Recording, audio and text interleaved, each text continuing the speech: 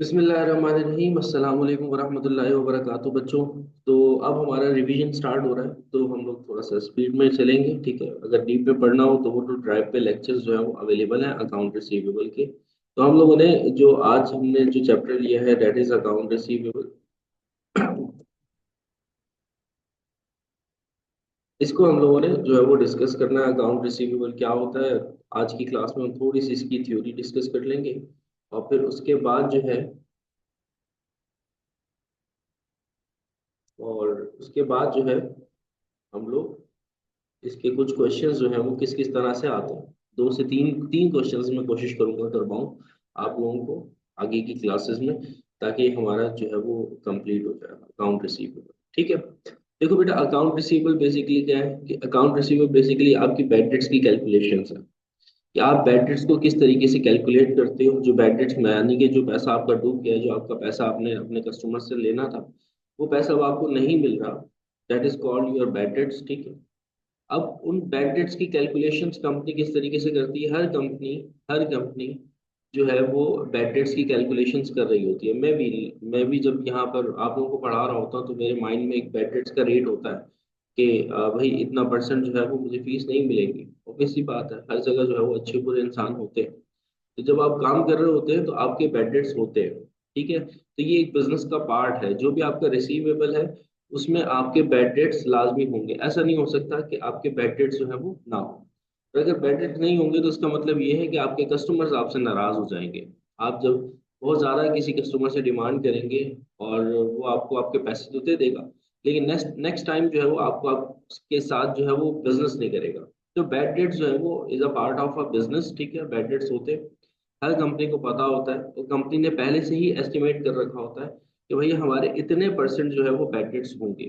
ठीक है, बस कंपनी की कोशिश ये होती है कि वो जो परसेंटेज है जो हमने एस्टिमेट कर रखा है उससे एक्सीड ना करे हमारे बैड डेट्स। बस नॉर्मली कंपनी ने अपने माइंड में एक लॉस जो है वो पहले से ही रखा होता है कि भाई इतना परसेंट जो है वो हमारा बैड डेट्स होगा। ठीक है, अब बैड डेट्स जो है, बैड डेट्स की कैलकुलेशन जो है वो आप लोग इस चैप्टर में सीखते हो। और बैड डेट्स की कैलकुलेशन जो है वो बेटा दो तरह से होती है। एक होती है आपकी इनकम स्टेटमेंट अप्रोच। ठीक है, लिख देता हूँ यहाँ पर। एक होती है आपकी इनकम स्टेटमेंट अप्रोच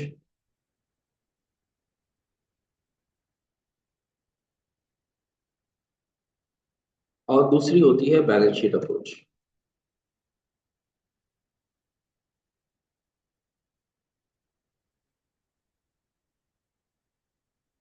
ये दो तरह की अप्रोचेस होती हैं जिनकी हेल्प से कंपनी क्या करती है, बैड डेट्स को कैलकुलेट करती है। कुछ कंपनीज इनकम स्टेटमेंट अप्रोच को फॉलो कर रही होती हैं और कुछ कंपनीज जो है वो बैलेंस शीट अप्रोच को फॉलो कर रही होती है। नॉर्मली जो है वो कंपनी बैलेंस शीट अप्रोच को फॉलो करती है, इनकम स्टेटमेंट अप्रोच को बहुत कम कंपनीज जो है वो फॉलो करती है।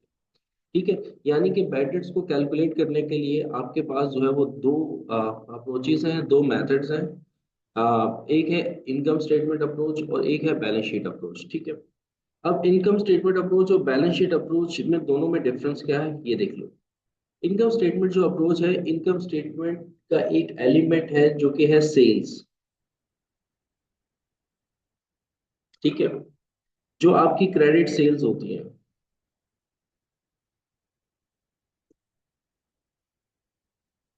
जो भी आपकी क्रेडिट सेल्स होती है, मतलब जो आप उधार पर सेल कर रहे होते हैं। ठीक है, उस पर आप शुरू से ही एस्टिमेट कर लेते हो कि भाई इतना परसेंट हमें नहीं मिलेगा। तो जब आप रेट अप्लाई कर रहे होते हो सेल के ऊपर, जो भी परसेंटेज होती है वो आपको क्वेश्चन में गिवन होती है। ठीक है, मतलब आपको कहीं और जाने की जरूरत नहीं है, वो क्वेश्चन में आपको बैड डेट्स का रेट देता है। तो जब वो आपको बैड डेट्स का रेट दे रहा होता है, वो आपको कहता है कि सेल्स पर अप्लाई करो। डेट मीन्स वो आपसे इनकम स्टेटमेंट अप्रोच से कह रहा है कि आप इनकम स्टेटमेंट अप्रोच की हेल्प से क्या करो, बैड डेट्स को कैलकुलेट करो। और बैलेंस शीट अप्रोच में यानी कि बैलेंस शीट का एक एलिमेंट है अकाउंट रिसीवेबल।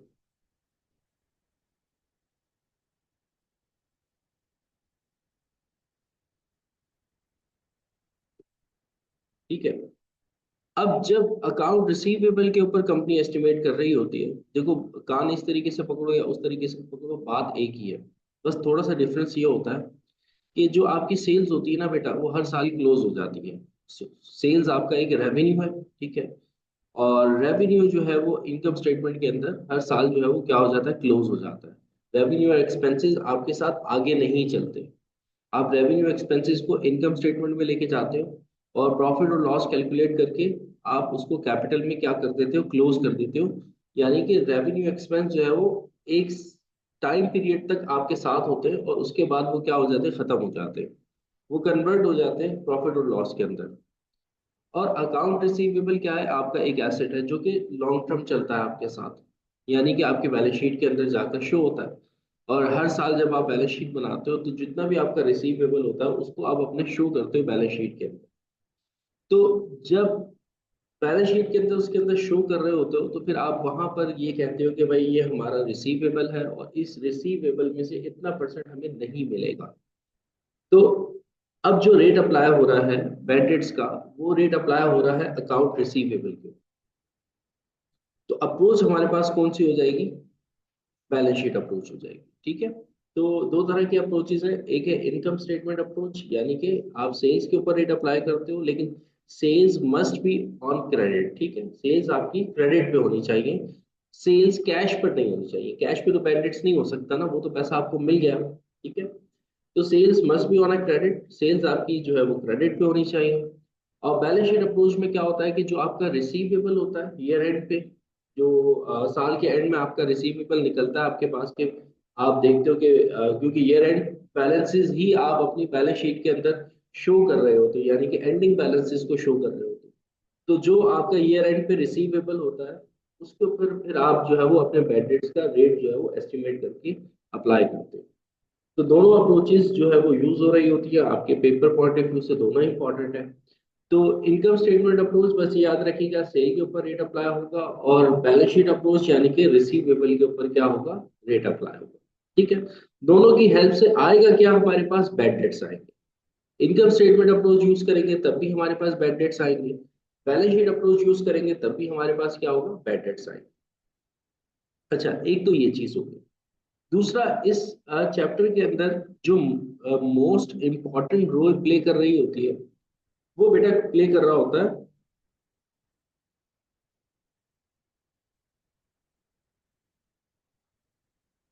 मैंने आई थिंक जो है वो आप लोगों के लिए।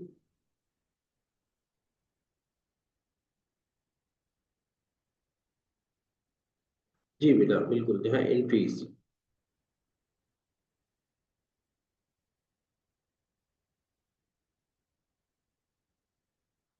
हाँ, जो इम्पोर्टेंट रोल प्ले कर रही होती है वो है जर्नल एंट्रीज।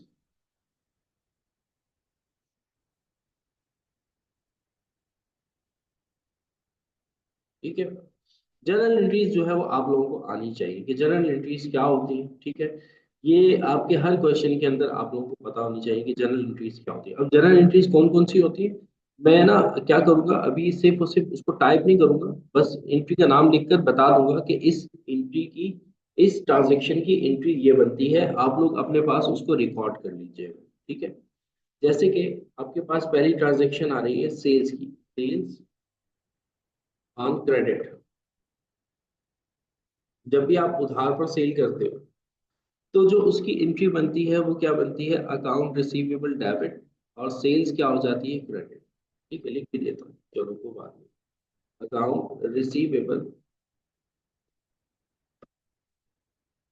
डेबिट, और सेल्स क्या हो जाती है, क्रेडिट हो जाती है। एक ये एंट्री आपको पता होनी चाहिए। ठीक है। अच्छा, दोनों में डिफरेंस क्या है बेटा, कभी कभार ऐसा होता है कि एग्जामिनर जो है वो एंट्री में आपको कैश की भी एंट्री दे देता है। ठीक है। सेल्स वो कहता है सेल्स ऑन कैश। अब उसकी क्या एंट्री बनेगी, अगर सेल्स ऑन कैश है, क्रेडिट नहीं है, तो बेटा उसमें आप अकाउंट रिसीवेबल की जगह किसको डेबिट कर दोगे, कैश को डेबिट कर दोगे। सिंपल। बिल्कुल, कैश डेबिट हो जाएगा और सेल्स क्या हो जाएगी, क्रेडिट हो जाएगी। तो ये आपकी हो गई सेल्स की एंट्री। फिर उसके बाद आ जाओ, जो नेक्स्ट एंट्री होती है वो कौन सी एंट्री होती है, वो होती है सेल्स रिटर्न की, रिटर्न एंड अलाउंस।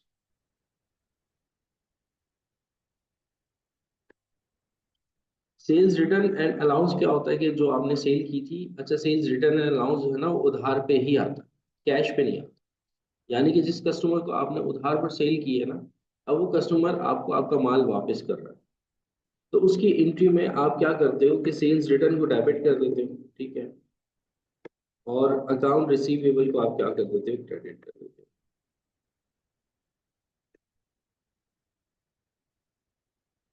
ठीक है, ये एंट्री बन जाती है सेल्स रिटर्न एंड अलाउंस की।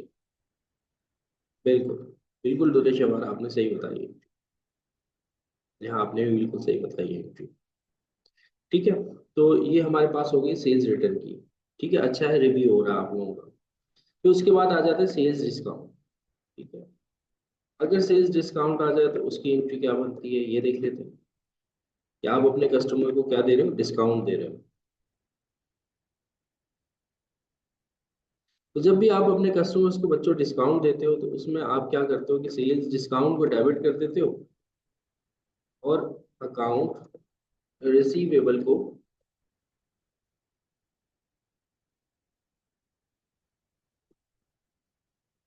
क्रेडिट कर दो।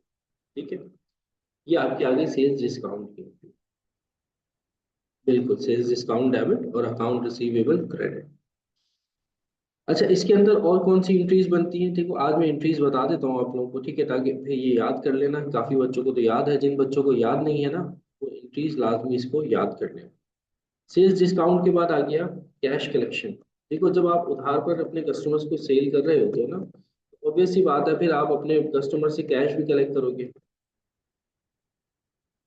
तो कैश कलेक्शन, कैश कलेक्शन की एंट्री बेटा क्या बनती है, कैश कलेक्शन की एंट्री बनती है कैश डेबिट और अकाउंट रिसीवेबल।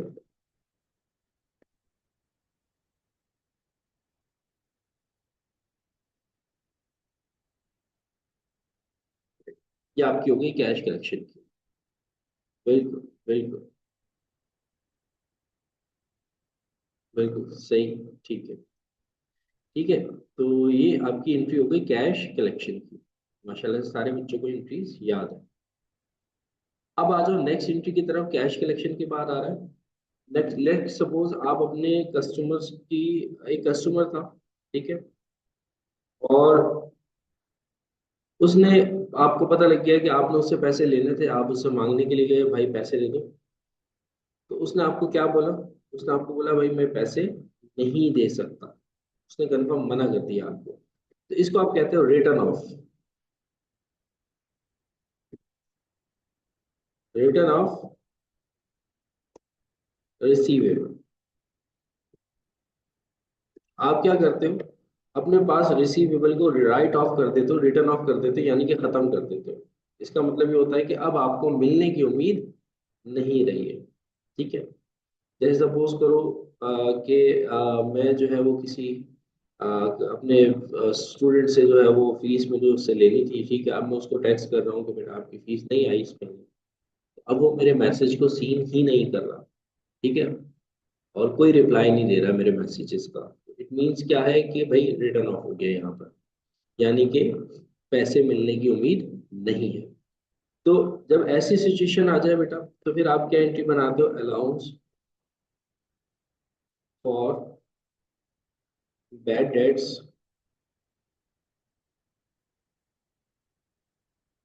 डेबिट, और अकाउंट रिसीवेबल को आप क्या कर देते हो, क्रेडिट, कि भैया अब आपको पैसे नहीं मिलेंगे, कंफर्म हो गया।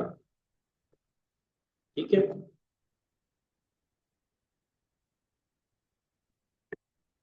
ये आपकी होगी रिटर्न ऑफ की एंट्री। फिर उसके बाद आ जाओ नेक्स्ट है रिटर्न ऑफ रिकवर्ड।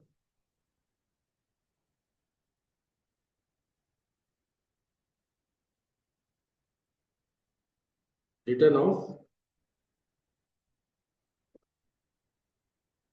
रिकवर्ड मतलब, रिटर्न ऑफ रिकवर्ड का मतलब ये है कि जिससे मुझे उम्मीद नहीं थी पैसे मिलने की, ठीक है, जिसके मैं ऊपर राइट ऑफ कर चुका था, उस बंदे ने मुझे कहा, और उसका अब रिप्लाई आना शुरू हो गया कि सर, जी सर, मैं आपकी फीस जो है वो अदा कर दूंगी, इस तारीख को अदा कर दूंगी, या मैं आपकी फीस जो है वो ट्रांसफर कर रही हूँ। तो अब वो मेरा क्या हो रहा है, रिटर्न ऑफ जो कि मिलने की उम्मीद नहीं थी, अब वो क्या हो रहा है, रिकवर्ड हो। तो ऐसी सिचुएशन में बेटा आप दो एंट्रीज बनाते हो। एक तो वो कि आपने जो क्या किया था उसका राइट ऑफ कर दिया था, अब आपको मिलने की उम्मीद दोबारा से शुरू हो चुकी है। तो जो आपने राइट ऑफ किया है उस एंट्री को आप रिवर्स करोगे कि अब पैसे आपको वापस मिल रहे हैं। तो ऐसी सिचुएशन बेटा आप अकाउंट रिसीवेबल को डेबिट,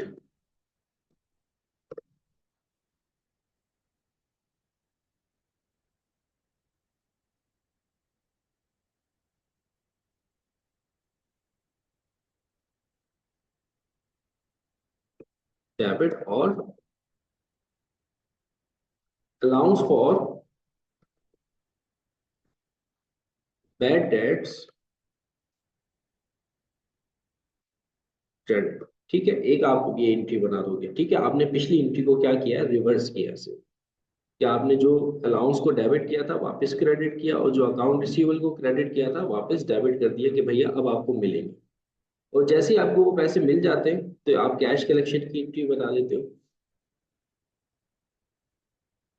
कैश डेबिट, और अकाउंट रिसीवेबल आपका क्या हो जाता है, क्रेडिट हो जाता है। ये हो गया आपका रिटर्न ऑफ रिकवर्ड। यानी कि रिटर्न ऑफ रिकवर्ड की दो एंट्रीज है।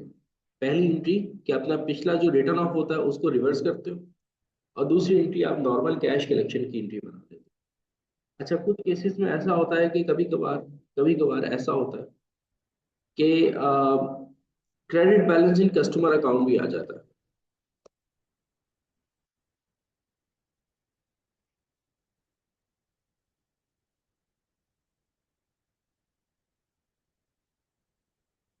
Credit balance in customer account का मतलब पहले समझ लो कि होता क्या है।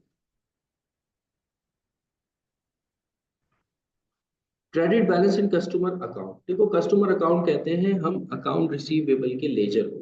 कस्टमर अकाउंट क्योंकि रिसीवेबल किससे है, आपके कस्टमर से। ठीक है, कस्टमर अकाउंट यानी कि रिसीवेबल अकाउंट, और वो क्या कर रहा है, क्रेडिट बैलेंस शो कर रहा है। इसका मतलब ये होता है कि नॉर्मली बेटा जब हम अपने कस्टमर से कैश कलेक्ट कर रहे होते हैं ना, तो हम एंट्री बनाते हैं cash debit account receivable credit, cash debit account receivable credit. जी बेटा बिल्कुल, एंट्री यही बनेगी। एंट्री यही बनेगी, बस कंसेप्ट ले लो कि इसका मतलब क्या है। ठीक है, नहीं, आपने दुर्व्यवहार एंट्री गलत बताई है। Account receivable debit advance from customer credit होता है। अच्छा, पहले कंसेप्ट ले लो इसका कि credit balance in customer account क्या है। नॉर्मली बेटा जब आप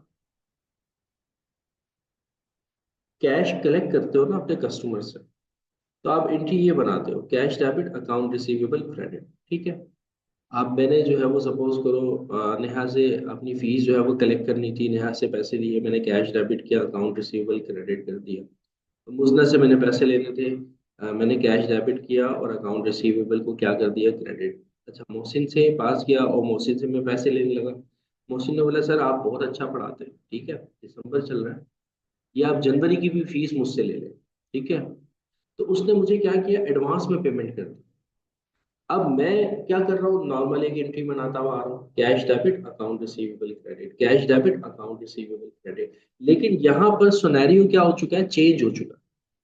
यहाँ पर जो मैं मोहसिन से पैसे ले रहा हूँ मेरी कलेक्शन तो है, लेकिन ये मेरा रिसीवेबल नहीं था। तो ये मोहसिन ने मुझे क्या किया है, एडवांस में पेमेंट कर दी है, अगले महीने की पेमेंट कर दी। ठीक है, एक तो वो थी बात कि मैं नॉर्मली अपने कस्टमर से कैश कलेक्ट कर रहा था, तो मैं एंट्री बना रहा था cash debit account receivable credit. भाई मैंने इससे पैसे लेने तो कैश डेबिट किया, अकाउंट रिसीवेबल को क्रेडिट किया, उससे पैसे लेने कैश डेबिट किया, अकाउंट रिसीवेबल को क्रेडिट किया, क्योंकि मैं इन कस्टमर्स को ऑलरेडी सेल कर चुका था। ठीक है, लेकिन मोहसिन भाई ऐसे थे जिन्होंने मुझे एडवांस में पेमेंट कर दी। तो बोला सर अगले महीने की भी आप फीस ले लें, या सर जो आपने मुझे सेल करना है ना, मैं माल पहले से ही बुक करवा रहा हूँ, पैसे आप अभी ले लो मुझसे। ठीक है, आप अगले महीने वही माल मुझे डिलीवर कर देना।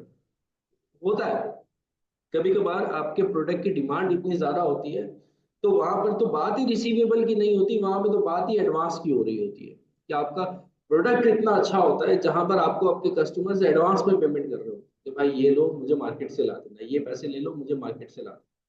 लेकिन आपके अकाउंटेंट को आदत बनी हुई है एंट्री बनाने की, cash debit account receivable credit, cash debit account receivable credit. तो उसने क्या किया, मोहसिन से पैसे लेते वक्त भी ये एंट्री बना दी, कैश डेबिट और अकाउंट रिसीवेबल क्रेडिट। हालांकि एंट्री ये बननी थी cash debit advance from customer credit, क्योंकि मोहसिन से तो रिसीवेबल था ही नहीं, मोहसिन से तो हमने एडवांस में पेमेंट ली थी। ठीक है, तो हमें एक लायबिलिटी जनरेट करनी थी, हमने अपने एसेट को क्रेडिट कर दिया, हमने अकाउंट रिसीवेबल को क्रेडिट कर दिया। हालांकि हमें जो क्रेडिट करना था वो क्रेडिट करना था एडवांस फ्रॉम कस्टमर। ठीक है, अब जब मैं बाद में बैठा हूं, मैं रीचेकिंग करने लगा तो मैंने देखा कि यार ये मोहसिन का तो मैं एडवांस में पैसा लेकर आया हूँ और मैंने रिसीवेबल को क्रेडिट किया हुआ, हालांकि उसने मेरे पैसे थोड़ी देने थे, उसने तो मुझे एडवांस में पेमेंट की है। तो फिर मैं क्या करता हूँ, तो जो receivable credit balance in customer account, यानी कि मैंने रिसीवेबल क्रेडिट कर दिया उसका कस्टमर अकाउंट, मोहसिन हमारे कस्टमर है और उनके रिसीवेबल को मैंने क्या कर दिया है, क्रेडिट कर दिया है गलती से। हालांकि मुझे क्रेडिट क्या करना था, एडवांस फ्रॉम कस्टमर को क्रेडिट करना। तो मैं एक करेक्ट एंट्री इसकी बनाता हूँ, जिसको आप एरर की एंट्री कहते हो, ये एक एरर की एंट्री होती है और इसको आप करेक्ट करने की एंट्री बनाते हो कि आप जो उस कस्टमर है उसके अकाउंट रिसीवेबल को डेबिट करते हो, जो उसका क्रेडिट बैलेंस है उसको आप क्या करते हो, डेबिट करते हो, और एक लायबिलिटी जनरेट करते हो एडवांस फ्रॉम कस्टमर के नाम से, और उसको आप क्या कर देते हो, क्रेडिट कर देते हो। तो इसको आप कहते हो क्रेडिट बैलेंस इन कस्टमर। ठीक है, एक तो ये एंट्री हो गई। अच्छा, अब उसके बाद आ जाओ नेक्स्ट एंट्री की तरफ। नेक्स्ट एंट्री क्या है हमारे पास, नॉर्मली जो नेक्स्ट एंट्री होती है, इसके अलावा जनरल एंट्रीज में हमारे पास होती है रिसीवेबल अप्लाई ऑन नोट्स।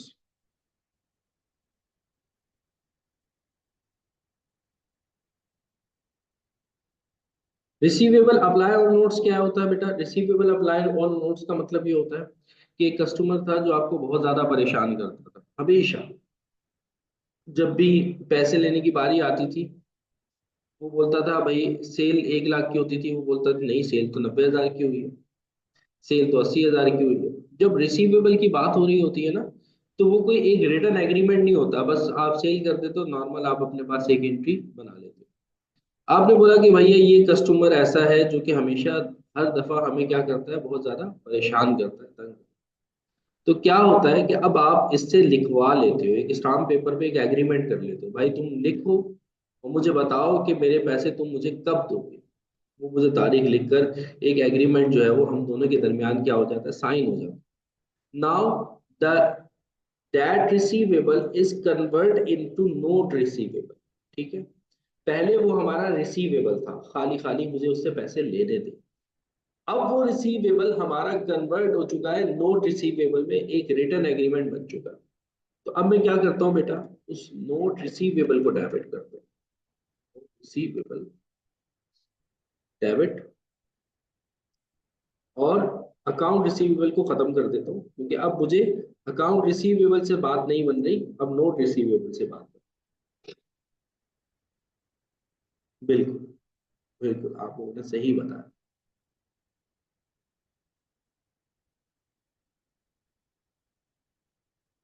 ठीक है, अच्छा, ये हो गया note receivable apply on note. अब आ जाओ नेक्स्ट एंट्री है, नेक्स्ट एंट्री है एडजस्टिंग एंट्री। साल के एंड में आप एक एडजस्टिंग एंट्री पास करते हो।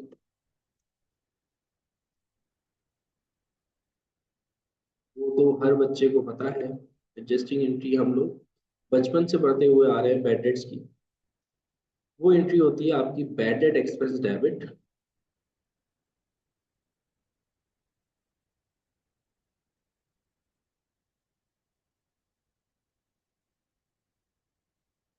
और allowance for bad dates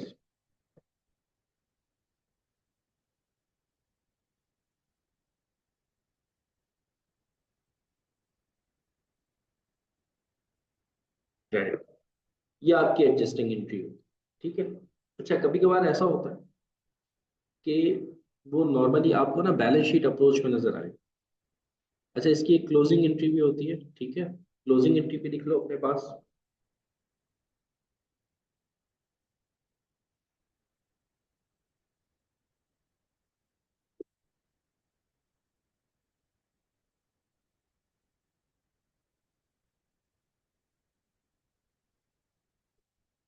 closing entry में क्या होता है, आप अपने एक्सपेंसेस को क्या कर देते हैं, क्लोज कर।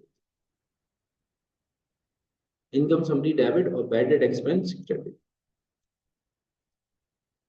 इनकम समरी डेबिट और बैड डेट एक्सपेंस क्या हो जाता है, क्रेडिट।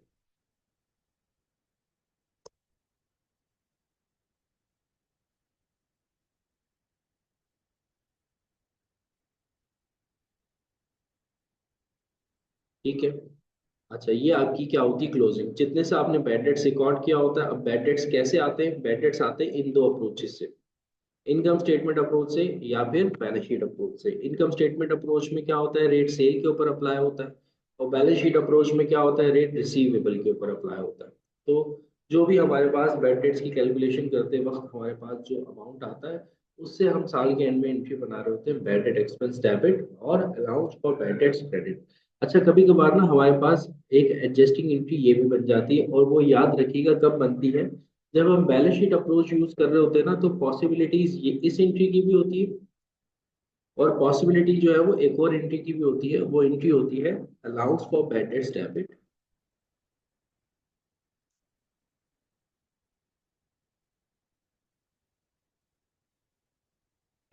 और अकाउंट रिसीवेबल ट्रेड। ठीक है। तो एडजस्टिंग एंट्री पॉसिबल है, ये दोनों एंट्रीज बन। अच्छा, दोनों में इनकम स्टेटमेंट अप्रोच में तो नॉर्मली यही एंट्री बनती है जो मैंने आप लोगों को लिखवाई है, adjusting entry, bad debt expense debit और allowance for bad debts credit. लेकिन जब हम लोग बैलेंस शीट अप्रोच कर रहे होंगे ना, तो बैलेंस शीट अप्रोच में पॉसिबिलिटीज इन दोनों एंट्रीज की है। ये भी एंट्री बन सकती है और ये भी एंट्री बन सकती है। सिनेरियो दोनों के डिफरेंट होते हैं, तो देख के पता लगता है कि भाई अभी हमें कौन सी एंट्री बनानी है, ऊपर वाली एंट्री बनानी है या फिर नीचे वाली हमें क्या करनी है, एंट्री बनानी है। और अगर ये वाली एंट्री बन जाए ना, allowance for bad dates debit और इनकम समरी क्रेडिट, सॉरी मैंने अकाउंट रिसीवेबल लिख दिया, इसको मैं ठीक कर रहा हूँ,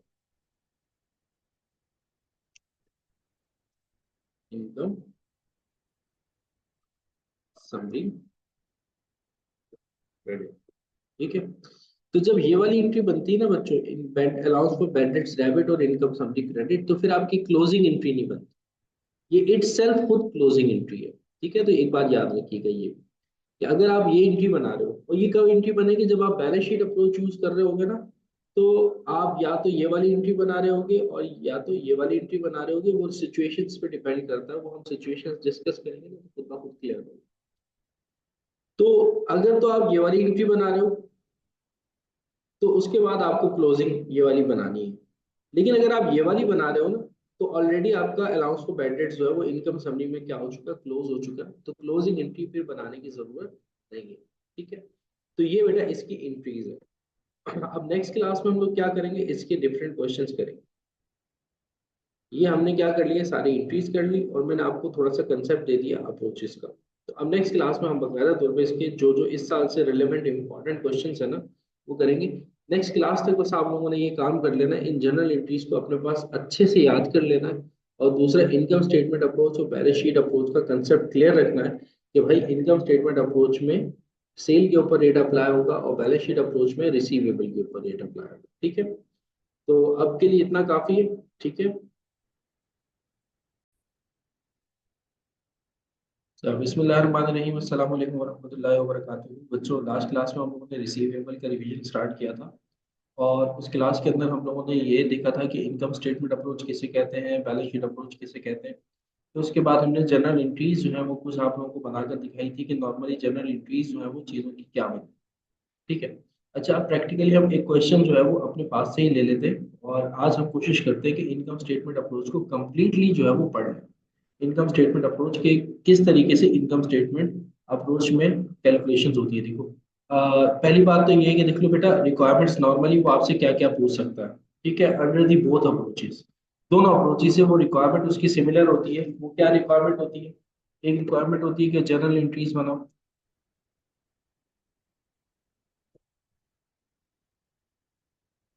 अच्छा, सेकंड रिक्वायर्ड क्या होती है कि भाई लेजर बनाओ। किसका ledger? Ledger of allowance for bad debts और लेजर ऑफ अकाउंट रिसीवेबल। ठीक है। अच्छा, इसके अलावा आपके पास से वो और क्या क्या क्या रिक्वायर्ड आपसे पूछ सकता है? Adjusting entries.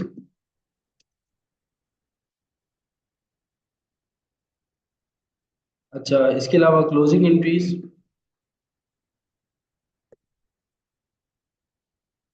और इसके अलावा बैलेंस शीट। बैलेंस शीट वो आपसे पार्शियल बैलेंस शीट पूछता है। ठीक है, नॉर्मली जो आपका अकाउंट रिसीवेबल का जो चैप्टर है इन्हीं रिक्वायर्ड्स के ऊपर पूछ रहा होता है। इसके अलावा कोई और रिक्वायर्ड जो है वो आपसे नहीं पूछ रहा होता। वो आपसे कहता है कि जनरल एंट्रीज बना के दिखाओ, लेजर बना के दिखाओ अलाउंस फॉर बैड डेट्स का या अकाउंट रिसीवेबल का, एडजस्टिंग एंट्रीज बना के दिखाओ, क्लोजिंग एंट्रीज बना के दिखाओ और बैलेंस शीट। ठीक है। अब हमने वन बाय वन जो है वो ये सारी की सारी एंट्रीज, पहले एंट्रीज करते हैं, तो इसके बाद लेजर बनाना सीखते हैं किस तरीके से बनता है, उसके बाद एडजस्टिंग एंट्रीज करते हैं और फिर क्लोजिंग एंट्रीज और फिर बैलेंस शीट। ठीक है। अच्छा, सपोज करो कि क्वेश्चन में आपको उन्होंने कहा हुआ है कि सेल्स आपने की है, सेल्स ऑन क्रेडिट रुपीज 1,20,000। ये आपको बता रहे हैं कि आपने इतने की सेल की है और क्रेडिट पे सेल। ठीक है। इसके अलावा आपको कह रहे हैं कि सेल्स रिटर्न जो है वो आपको बता रहे हैं कि रुपीज है वो 5,000 से। इसके अलावा वो आपको कह रहे हैं कि सेल्स डिस्काउंट आपको वो दे देते हैं रुपीज 5,000 सेम। अच्छा, फिर इसके अलावा कैश कलेक्शन आपको बता रहे हैं, cash collection during the year rupees suppose कर लो 40,000। ठीक है। इसके अलावा जो है वो आपको बता देंगे राइट ऑफ या रिटर्न ऑफ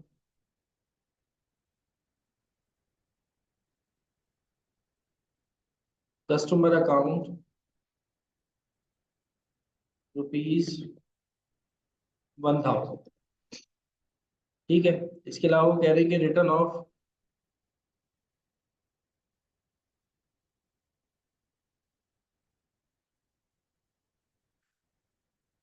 रिकवर्ड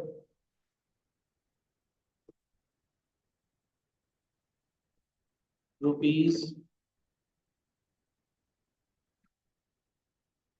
800। ठीक है। इसके अलावा वो कह रहे हैं कि credit balance in customer account rupees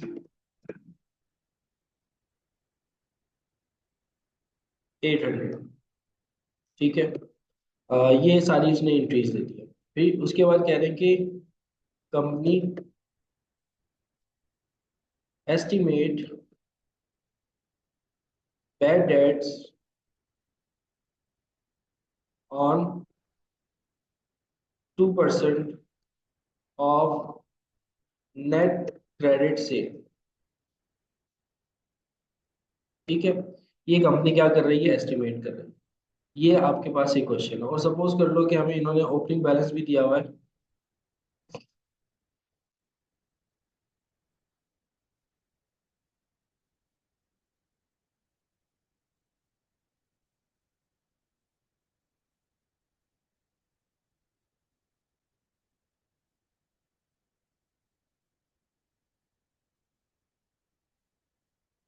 opening balance जो हमें दिया जा रहा है वो दिया जा रहा है अलाउंस फॉर बैड डेट्स का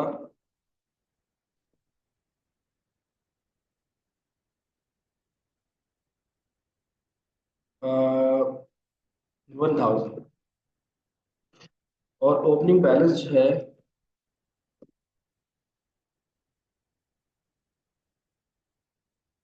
ऑफ अकाउंट रिसीवेबल ₹10,000। ये बेटा हमारे पास एक पूरा क्वेश्चन। अब यहाँ पर जो बेटा अप्रोच यूज होगी वो इनकम स्टेटमेंट अप्रोच यूज होगी, क्योंकि जो आपका रेट है 2%, वो किस पर दिया जा रहा है, नेट क्रेडिट सेल के ऊपर दिया जा रहा है। तो जब भी रेट सेल के ऊपर अप्लाई होता है तो हमने ये देखा था कि जो एंट्री बनती है, सॉरी, जो कैलकुलेशन होती है वो इनकम स्टेटमेंट अप्रोच के हिसाब से होती है। ठीक है, रिक्वायर्ड्स में समझो कि हमने ये सारी रिक्वायर्ड्स करनी है। ठीक है, ये हमारी क्या है, रिक्वायर्ड्स।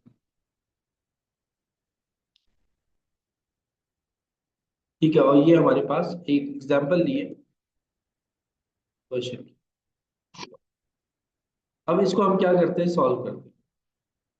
देखो, सबसे पहली रिक्वायर्ड जो है वो हमें क्या करनी है, सबसे पहली रिक्वायर्ड में हमें जो है वो जर्नल जर्नल बना।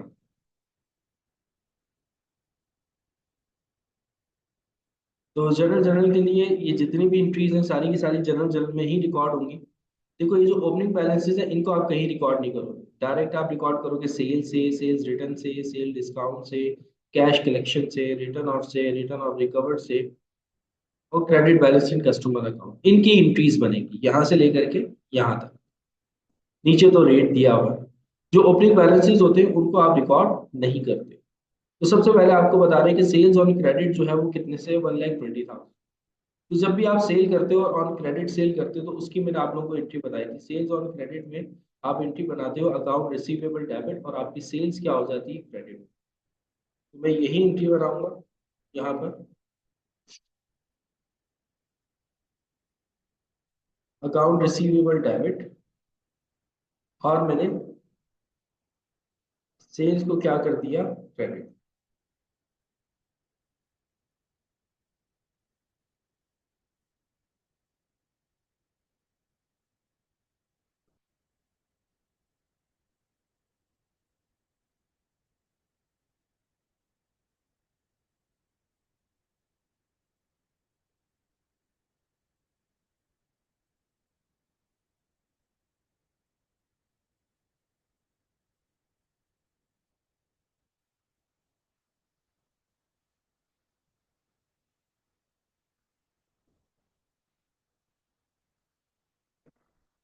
ठीक है, और इसका अमाउंट कितना आ जाएगा, 1,20,000। तो मैंने 1,20,000 से क्या कर ली, एंट्री बना। फिर उसके बाद जो है वो आगे आपको बता रहे हैं।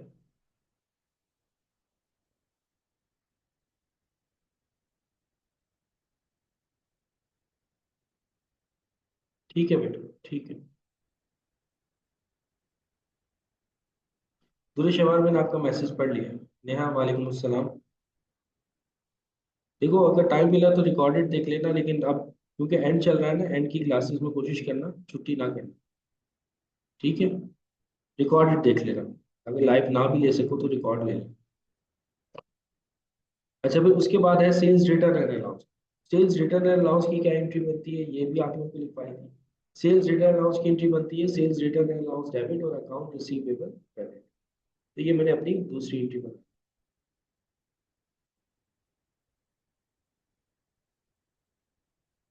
और अमाउंट इसका सेल्स रिटर्न अलाउंस का कितना था, 5,000।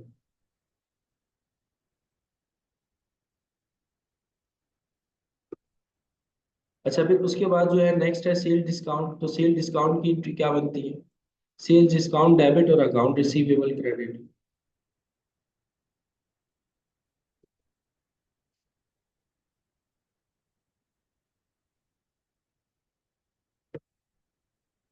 और सेल डिस्काउंट भी कितना है, 5,000।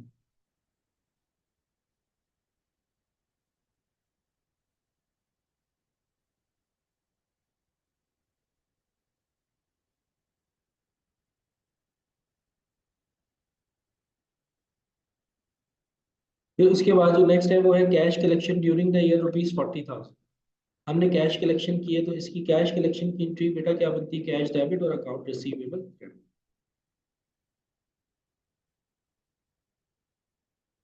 और इसका अमाउंट कितना आ जाएगा 40,000 से।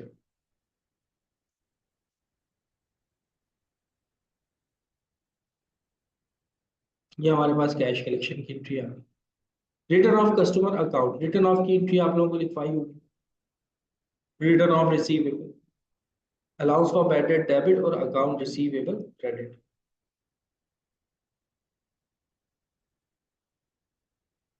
रिटर्न ऑफ हुआ है कितने से, 1000 से।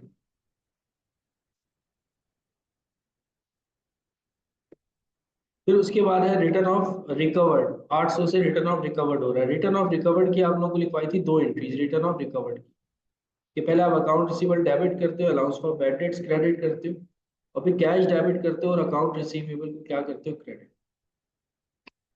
कितने से, 800 से।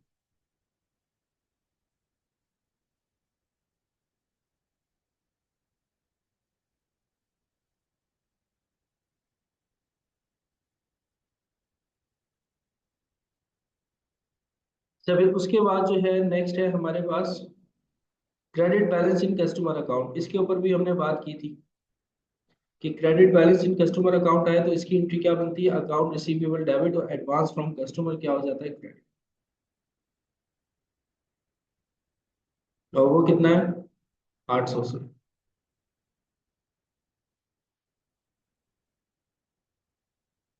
ये तो हमने फर्स्ट रिक्वायर्ड मीट कर ली कि जनरल एंट्रीज उसने बोला था, सारी की सारी हमने जनरल एंट्रीज जो है वो बना ली। यहाँ तक सब बच्चों को बात क्लियर हो गई। गुड हो गया बेटा, जिस जिसने बना लिया है बहुत अच्छी बात है। बना ली बेटा,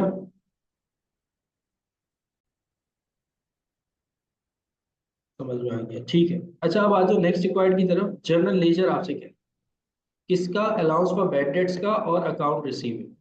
एक बात याद रखिएगा, ये जो हम अप्रोच यूज कर रहे हैं ना बेटा, वो हम अप्रोच यूज कर रहे हैं income statement approach. Income statement approach में आप जब भी लेजर बनाने जाओगे या अकाउंट बनाने जाओगे या टी अकाउंट बनाने जाओगे, अकाउंट रिसीवेबल का तो टी अकाउंट बना दोगे, लेकिन अलाउंस फॉर बैड डेट्स का टी अकाउंट जब तक नहीं बनेगा जब तक आप एडजस्टिंग एंट्री ना बनाओ। ये अपने पास कहीं पे नोट कर लो कि अगर आप अपनी इनकम स्टेटमेंट अप्रोच यूज कर रहे हो और उसमें आपको लेजर बनाना है अकाउंट रिसीवेबल का और अलाउंस फॉर बैड डेट्स का, तो अकाउंट रिसीवेबल का लेजर तो बन जाएगा, लेकिन अलाउंस फॉर बैड डेट्स का लेजर जब तक नहीं बनेगा जब तक जब तक आप एडजस्टिंग एंट्री ना बना लो।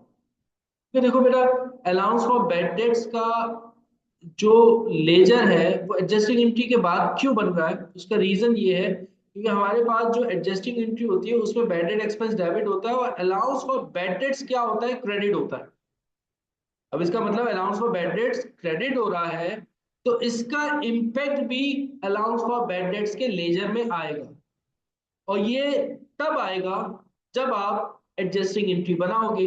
अगर आपने एडजस्टिंग एंट्री ना बनाई और उससे पहले आपने अलाउंस फॉर बैड डेट्स का लेजर बना लिया, तो ये जो इम्पैक्ट है एडजस्टिंग एंट्री का ये नहीं आ सकेगा। तो एक बात का ख्याल ये रखना है कि जब भी आप एडजस्टिंग एंट्री बनाओ, इनकम स्टेटमेंट अप्रोच की बात कर रहा हूं मैं, बैलेंस शीट अप्रोच की बात नहीं कर, तो आपने सबसे पहले एडजस्टिंग एंट्री बनानी है, फिर उसके बाद आपने लेजर बनाना है allowance for bad dates. Account receivable का तो बन जाएगा क्योंकि एडजस्टिंग एंट्री के अंदर ना अकाउंट रिसीवेबल का कहीं इंपैक्ट नहीं होता, क्योंकि बैड डेट एक्सपेंस डेबिट होता है और अलाउंस फॉर बैड डेट्स क्या होता है, क्रेडिट। अब जब आप अलाउंस फॉर बैड डेट्स का लेजर बना रहे हो और एडजस्टिंग एंट्री बनाई ही नहीं है, तो एडजस्टिंग एंट्री के अंदर जो allowance for bad debts credit हुआ है उसका इंपैक्ट कैसे दिखाओगे लेजर। तो इस वजह से इनकम स्टेटमेंट अप्रोच में ये बात याद रखिएगा, एडजस्टिंग एंट्री पहले बनेगी उसके बाद जो है वो अलाउंस फॉर बैड डेट्स का लेजर बनेगा। अकाउंट रिसीवेबल का लेजर आपकी मर्जी है, पहले बना लो एडजस्टिंग एंट्री के या बाद में बना लो, कोई मसला नहीं। ठीक है, अकाउंट रिसीवेबल के ऊपर बैलेंस के ऊपर कोई इंपैक्ट नहीं है। जैसी जनरल एंट्रीज बनाई उसके बाद अकाउंट रिसीवेबल का लेजर बना लो, कोई मसला नहीं। लेकिन अलाउंस फॉर बैड डेट्स का लेजर तब तक नहीं बनेगा जब तक हम एडजस्टिंग एंट्री ना बनाए। यहाँ तक बात समझ में आई सबको। तो अगर मैं अलाउंस फॉर बैड डेट्स का लेजर बनाने जा रहा हूं तो पहले मुझे ये देखना होगा कि क्या मैंने अपनी एडजस्टिंग एंट्री बना ली है कि नहीं बनाई। तो बच्चों अब जो है अलाउंस फॉर बैड डेट्स का लेजर बनाना है और अकाउंट रिसीवेबल का लेजर बनाना है। अकाउंट रिसीवेबल का लेजर तो बन जाएगा, मैंने आप लोगों को बताया, वो तो आप नॉर्मली बना लोगे। ठीक है,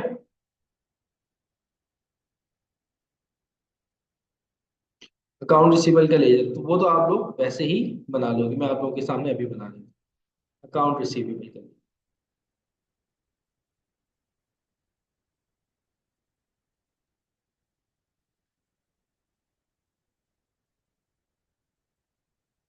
अकाउंट भी कहते हैं इसे, आप लेजर भी कहते हैं।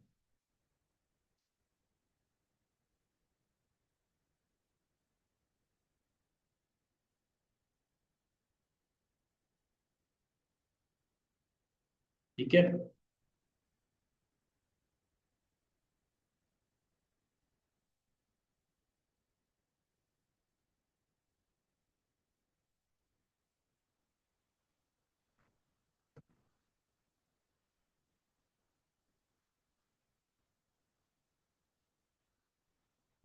सबसे पहले अकाउंट रिसीवेबल के लेजर के अंदर आप क्या करोगे, ओपनिंग बैलेंस जो आपको क्वेश्चन में गिवन हो।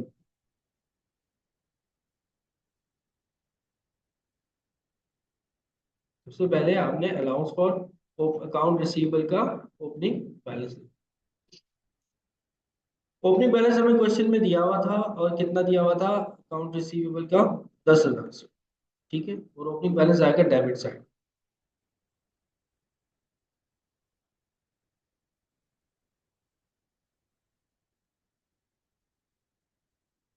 ठीक है, फिर उसके बाद जो है जहां जहां अकाउंट रिसीवेबल डेबिट हो रहा है डेबिट कर दो, जहां जहां क्रेडिट हो रहा है क्रेडिट। जैसे ये क्या हो रहा है, डेबिट हो रहा है, और ये क्या हो रहा है, क्रेडिट हो रहा है। तो पहली एंट्री के अंदर अकाउंट रिसीवेबल क्या हुआ, डेबिट हुआ, डेबिट कर दिया। किसकी वजह से डेबिट हुआ, बीच में ऑपोजिट साइड लिखी जाती है या रीजन लिखा जाता है कि भाई अकाउंट रिसीवेबल क्यों डेबिट हो रहा है, क्योंकि हमने क्या की थी, सेल्स।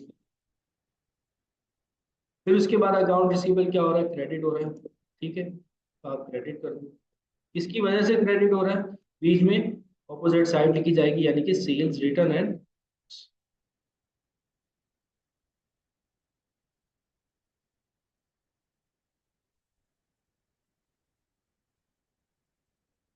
फिर उसके बाद देखो अकाउंट रिसीवेबल अगेन क्रेडिट हुआ है कितने से, 5,000 से। तो मैंने 5,000 से क्रेडिट कर दिया, किसकी वजह से, सेल डिस्काउंट की वजह से। मैंने बीच में रीजन लिख दिया कि भाई किस वजह से क्रेडिट हो रहा है, सेल डिस्काउंट। फिर दोबारा अकाउंट रिसीवेबल क्रेडिट हुआ है 40,000 से। तो मैंने 40,000 से क्या कर दिया, क्रेडिट। किसकी वजह से क्रेडिट हो रहा है, ऑपोजिट साइड क्या है, कैश कलेक्शन है, तो मैंने कैश लिख। फिर उसके बाद दोबारा अकाउंट रिसीवेबल 1,000 से क्या हो रहा है, क्रेडिट हो रहा है, तो मैंने 1,000 से क्रेडिट कर दिया। किसकी वजह से क्रेडिट हो रहा है, ऑपोजिट साइड क्या है, अलाउंस फॉर बैड डेट्स, तो मैंने यहाँ पर अलाउंस फॉर बैड डेट्स लिख दिया। फिर उसके बाद दोबारा अकाउंट रिसीवेबल डेबिट हुआ है 800 से, तो मैं डेबिट साइड पे आया, मैंने डेबिट कर दिया। किसकी वजह से डेबिट हुआ है, अलाउंस फॉर बैड डेट्स की वजह से।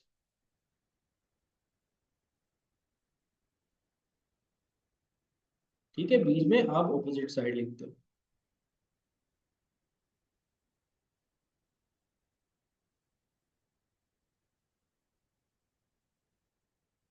फिर उसके बाद जो है दोबारा अकाउंट रिसीवेबल क्या हुआ है, क्रेडिट हुआ है, तो मैंने क्रेडिट कर दिया। किसकी वजह से, कैश की वजह से, तो मैंने कैश लिख दिया। फिर उसके बाद अकाउंट रिसीवेबल अगेन डेबिट हुआ है, तो मैंने डेबिट कर दिया। किसकी वजह से डेबिट हुआ है,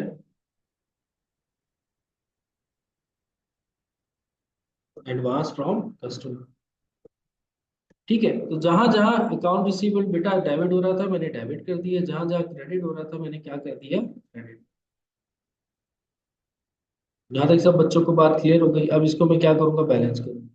बैलेंस करने के लिए जो बड़ी साइड है दोनों तरफ आएगी, ये वाली आपकी डेबिट साइड जो है वो है 1,31,600, और आपकी क्रेडिट साइड जो है वो है 51,800। इट मीन्स कि हमारी डेबिट साइड ज्यादा है, 1,31,600। तो जो बड़ी साइड है उसको दोनों तरफ लिख दो।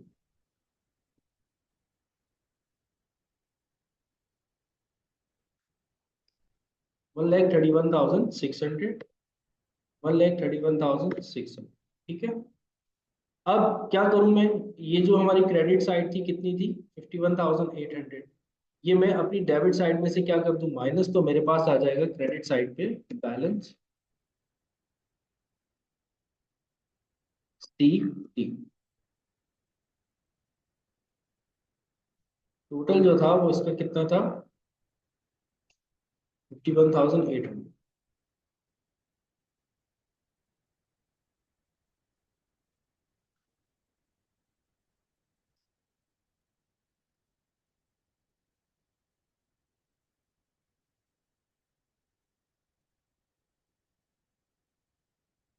तो 79,800 आ गया, ये कहलाएगा बैलेंस सी डी, और यही balance C D opposite side पे टोटल के नीचे बन जाएगा बैलेंस पी डी।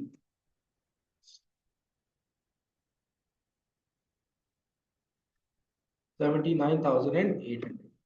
तो ये बेटा आप लोगों ने लेजर बनाना सीखा है, allowance for account receivable. Account receivable का लेजर किस तरीके से तैयार होता है ये मैंने आप लोगों को बताया।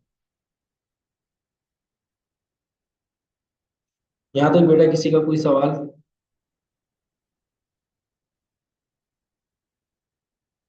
किसी बच्चे का कोई सवाल हो तो मुझसे पूछ ले। क्लियर है? ठीक है जी, ठीक है जी, ठीक है। अच्छा, अकाउंट रिसीवेबल का हमने लेजर बना लिया। ठीक है, अब जो है नेक्स्ट हमारा क्या होगा, नेक्स्ट, अब मैंने अलाउंस फॉर बैड डेट्स का लेजर बनाना है, लेकिन अलाउंस फॉर बैड डेट्स के लिए तो मैंने एक कंडीशन आपको बताई थी। वो क्या कंडीशन है, जब तक आप एडजस्टिंग एंट्री नहीं बना लेते तब तक आप काम आगे नहीं कर सकते। तो मैं एडजस्टिंग एंट्री बनाऊं, तो उसके लिए मुझे बैड डेट्स की कैलकुलेशन करनी होगी, और बैड डेट जो है वो 2% किस पर है, नेट क्रेडिट सेल की। तब मैं यहाँ पे लिखूंगा calculation of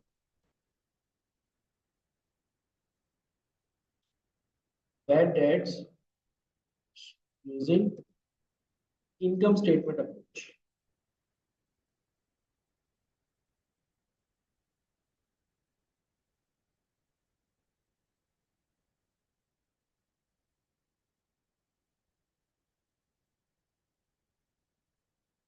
income statement approach का फॉर्मूला होता है बेटा net credit sales and multiply by rate. जैसे कि हमारे पास नेट क्रेडिट सेल कितनी है, नेट क्रेडिट सेल आपको निकालनी पड़ेगी। नेट क्रेडिट सेल कैसे निकलती है ये भी देख लो। नेट क्रेडिट सेल्स निकलती है, आप पहले लिखते हो क्रेडिट सेल। क्रेडिट सेल जो हम इन्होंने क्वेश्चन में दी हुई थी वो 1,20,000 की थी शुरू में।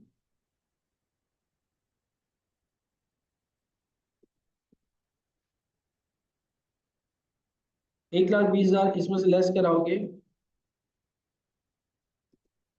Sales return. अब सेल्स रिटर्न कितना है, सेल्स रिटर्न हमें इन्होंने दिया होता 5,000। ठीक है, और इसके अलावा क्या लेस करवाओगे, सेल्स डिस्काउंट।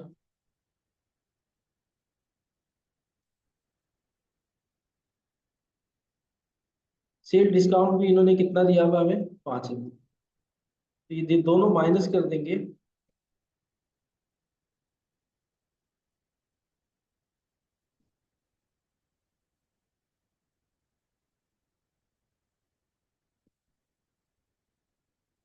1,10,000 हमारे पास आ जाएगी नेट क्रेडिट सेल्स। ठीक है, अब नेट क्रेडिट सेल आ गई 1,10,000, इसके ऊपर रेट अप्लाई कर दूंगा, और रेट कितना है हमारे पास, 2%। ठीक है, तो 1,10,000, इसके ऊपर 2% हम क्या करेंगे, रेट अप्लाई कर देंगे। तो 2200 से हमारे बैड रेट्स आ जाएंगे, और इसकी अब आप क्या करोगे, एक एडजस्टिंग एंट्री पास करोगे। एडजस्टिंग एंट्री मैंने आप लोगों को बताई थी, बैड डेट एक्सपेंस डेबिट और अलाउंस फॉर बैड डेट्स। चाहो तो उसी जर्नल जर्नल में बना लो लास्ट में, जहां पर हम लोगों ने नॉर्मल एंट्रीज बनाई है। ठीक है, और वो कितनी है, 22।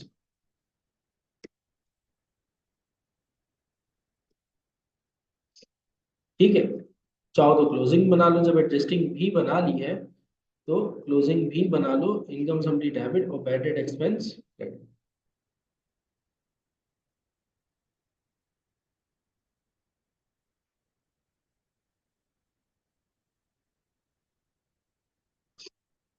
यहाँ तक सब बच्चों को बात क्लियर हो गई? क्लियर है?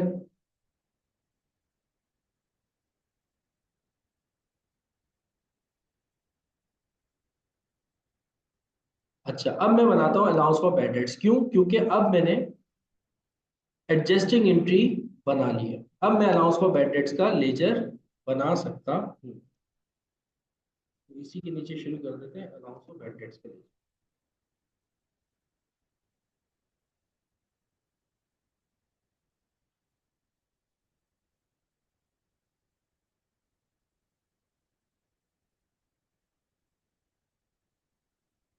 अब अलाउंस फॉर बैड डेट्स के लेजर में सबसे पहले आप ओपनिंग बैलेंस लिखोगे, लेकिन इसका ओपनिंग जो आएगा हमेशा याद रखिएगा क्रेडिट साइड।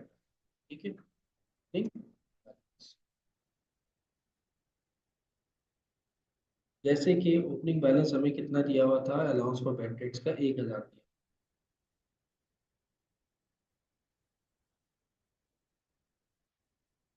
फिर उसके बाद अब देखो कहाँ कहाँ अलाउंस फॉर बैड डेट्स आया है। जैसे कि यहाँ पर अलाउंस फॉर बैड डेट्स क्या हो रहा है, डेबिट हो रहा है 1000 से,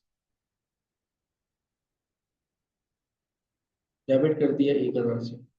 किसकी वजह से? ऑपोजिट साइड आ जाएगी। ऑपोजिट साइड क्या है? अकाउंट रिसीवेबल है। फिर अलाउंस फॉर बैड डेट्स आपका क्रेडिट हुआ है 800 से, तो मैंने क्रेडिट कर दिया 800 से। किसकी वजह से क्रेडिट हुआ है? ऑपोजिट साइड क्या है? Account receivable.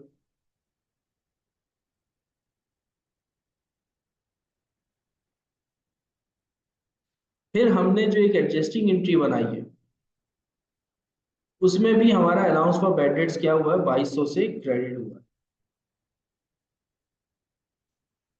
किसकी वजह से क्रेडिट हुआ है? बैड डेट एक्सपेंस की वजह से क्रेडिट। अब इसको हम भी बैलेंस कर लेंगे। ठीक है, जो बड़ी साइड है उसको दोनों तरफ लिखेंगे। डेबिट साइड हमारी ज्यादा है, 4000 की है।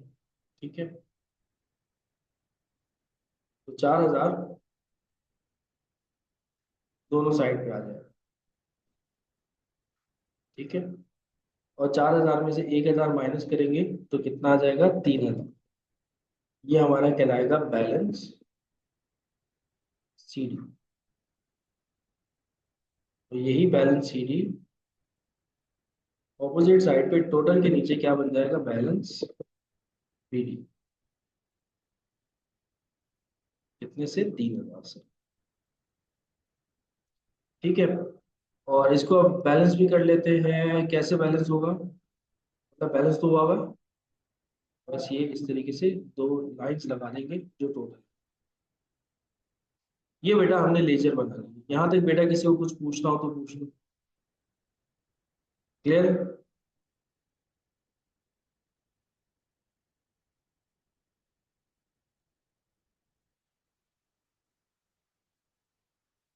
ठीक है, अब आ जाओ, नेक्स्ट है last.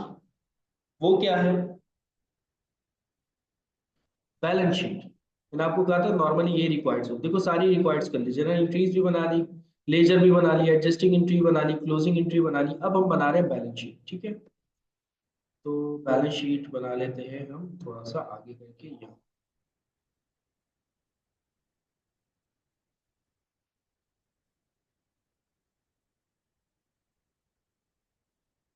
As on December 31st। ठीक है, बैलेंस शीट बेटा पार्शियल बनेगी ना, तो बस आप यहाँ पे एसेट लिखोगे। अच्छा, अब यहाँ पे लाइबिलिटीज भी आएंगी,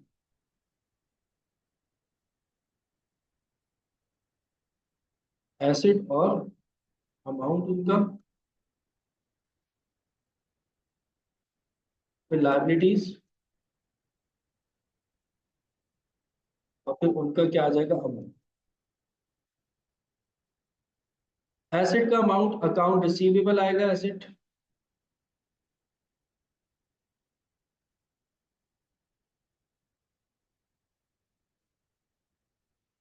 और कौन सा वाला अमाउंट आएगा अकाउंट रिसीवेबल का जो बैलेंस शीट ही निकाला था अकाउंट रिसीवेबल का, यानी कि 79,800 ये। फिर बच्चों आप इसमें से लेस करोगे अलाउंस फॉर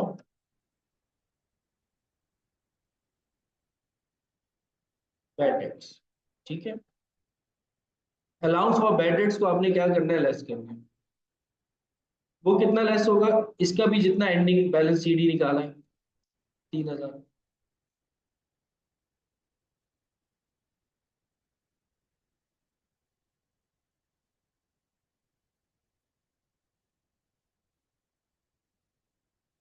ये आपकी आ जाएगी बुक वैल्यू। और लाइबिलिटीज वाली साइड मैंने इस वजह से बना दी थी क्योंकि हमारे पास क्वेश्चन में एक लाइबिलिटी भी आ रही थी। वो कौन सी लाइबिलिटी थी, एडवांस फ्रॉम कस्टमर की एक एंट्री बनाई थी हमने ये वाली। तो अगर एडवांस फ्रॉम कस्टमर आ जाए तो इसको भी रिपोर्ट कर दिया, ये आपकी लाइबिलिटी है। बस यही दो चीजें जाती हैं बैलेंस शीट के, अकाउंट रिसीवेबल, उसमें से allowance for bad dates minus करते हो, अमाउंट कहाँ से उठाते हो, बैलेंस शीट ही उठाते हो यानी कि लेजर का उठाते हो। और फिर उसके बाद अगर एडवांस फ्रॉम कस्टमर दिया हुआ है तो वो भी लिख दो 800 से।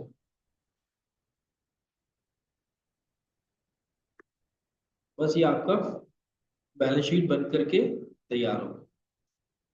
यहाँ तक बेटा किसी का कोई सवाल हो तो मुझसे पूछ लो।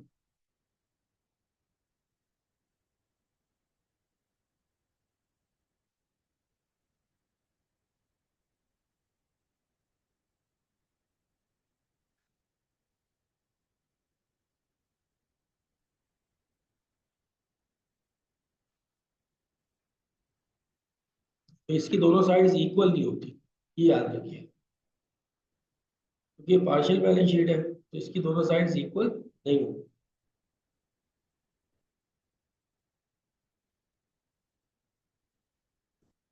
चाहो तो इस पूरे क्वेश्चन की एक पैटर्न मैंने आप लोगों को बनाकर दे दिया है, इसकी आप क्या कर लो, एक पिक्चर ले लो।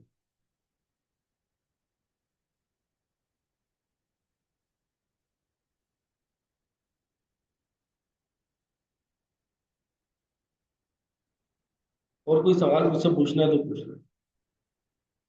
जी बेटा पार्शियल इक्वल नहीं होती, कल भी इंशाल्लाह ताला होगी क्लास। अच्छा और दूसरा, कल हम बैलेंस शीट अप्रोच पढ़ेंगे, इनकम स्टेटमेंट अप्रोच हमने पूरी पढ़ ली, अब हम पढ़ेंगे बैलेंस शीट अप्रोच। अच्छा और कल आज भी एक और क्लास होगी आप लोग की, अभी 9 बजे डेप्रिसिएशन। तो जिस बच्चे अगर लेना चाहो तो वो डेप्रिसिएशन की ले सकता है, जैसे लास्ट टाइम हम लोगों ने ली थी, तो वो अभी डेप्रिसिएशन की क्लास पर। तो जिसको अगर रिवीजन करना हो तो वो डेप्रिसिएशन की क्लास ले सकते हो। जी बेटा ये इनकम स्टेटमेंट अप्रोच जो हमने पढ़ी है। नहीं नहीं, 9 बजे, 9 बजे, 9 बजे, 9 बजे, 9 बजे। लाइट की टाइमिंग हमारी चेंज हो गई है, तो 9 बजे वो क्लास है।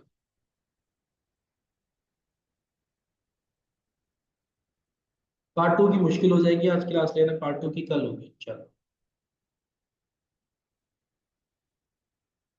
ठीक है बेटा, पार्ट टू की रिकॉर्डिंग जो है ना वो मैं शेयर करूंगा आज कुछ ना कुछ अभी थोड़ी देर।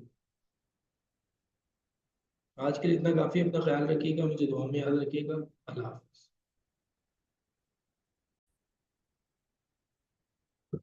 अच्छा बच्चों, अब जो है वो हमने आज जो पढ़ना है वो अकाउंट रिसीवेबल में, जैसे कि आप लोगों को याद होगा कि हम लोगों ने दो अप्रोचेस डिस्कस की थी अकाउंट रिसीवेबल में, जिसमें से एक मैंने पढ़ा दी, इनकम स्टेटमेंट अप्रोच, और दूसरी जो थी वो थी बैलेंस शीट अप्रोच, जो आज हमने पढ़नी है, अभी पढ़नी है। अच्छा इनकम स्टेटमेंट अप्रोच अगर किसी ने नहीं पढ़ी हुई तो परेशान मत हो, उसके उसका जब मैं ये लेक्चर अपलोड करूंगा तो उसके साथ कंबाइन करके वो वाले लेक्चर्स भी अपलोड कर दूंगा, तो आप लोगों का पूरा रिवाइज हो जाएगा। ठीक है बेटा, तो परेशान होने की बात नहीं है कि सर हमने इनकम स्टेटमेंट अप्रोच नहीं पढ़ी हुई, वो अप्रोच है भी आसान। तो हमने जो पढ़नी है वो आज पढ़नी है बैलेंस शीट अप्रोच, ठीक है। बैलेंस शीट अप्रोच में बैड डेट्स की कैलकुलेशन किस तरह से होती है वो आज हम लोग पढ़ेंगे, ठीक है। और बेटा कोशिश किया करें अपने कैमरा वगैरह और माइक वगैरह बच्चों ये ऑफ कर दिया करें यार, क्योंकि शोर होता है क्लास के अंदर।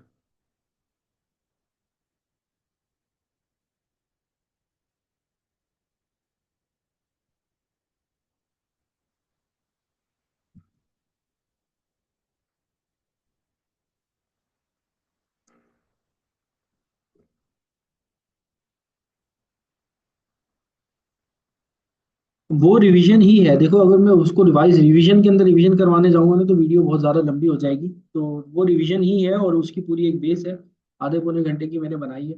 वो आधे पौने घंटे की वीडियो देखोगे तभी समझ में आएगा। वैसे बेस मैं आपकी बता देता हूँ। बेटा इस चैप्टर के अंदर क्या होता है, यहाँ पर हम डिस्कस करते हैं अपने रिसीवेबल्स को। और रिसीवेबल्स यानी कि वो पैसे जो हमें लेना है, और उसके ऊपर जो हमारे बैड डेट्स हो जाते हैं ना, उसकी कैलकुलेशन हम लोग कर रहे होते हैं इस चैप्टर के अंदर कि भाई बैड डेट्स कितने हुए, किस तरीके से हुए। और फिर उन बैड डेट्स को रिपोर्ट किस तरीके से किया जाता है बैलेंस शीट के अंदर, ठीक है। ये सारी चीजें हम लोग इस चैप्टर के अंदर पढ़ रहे हो।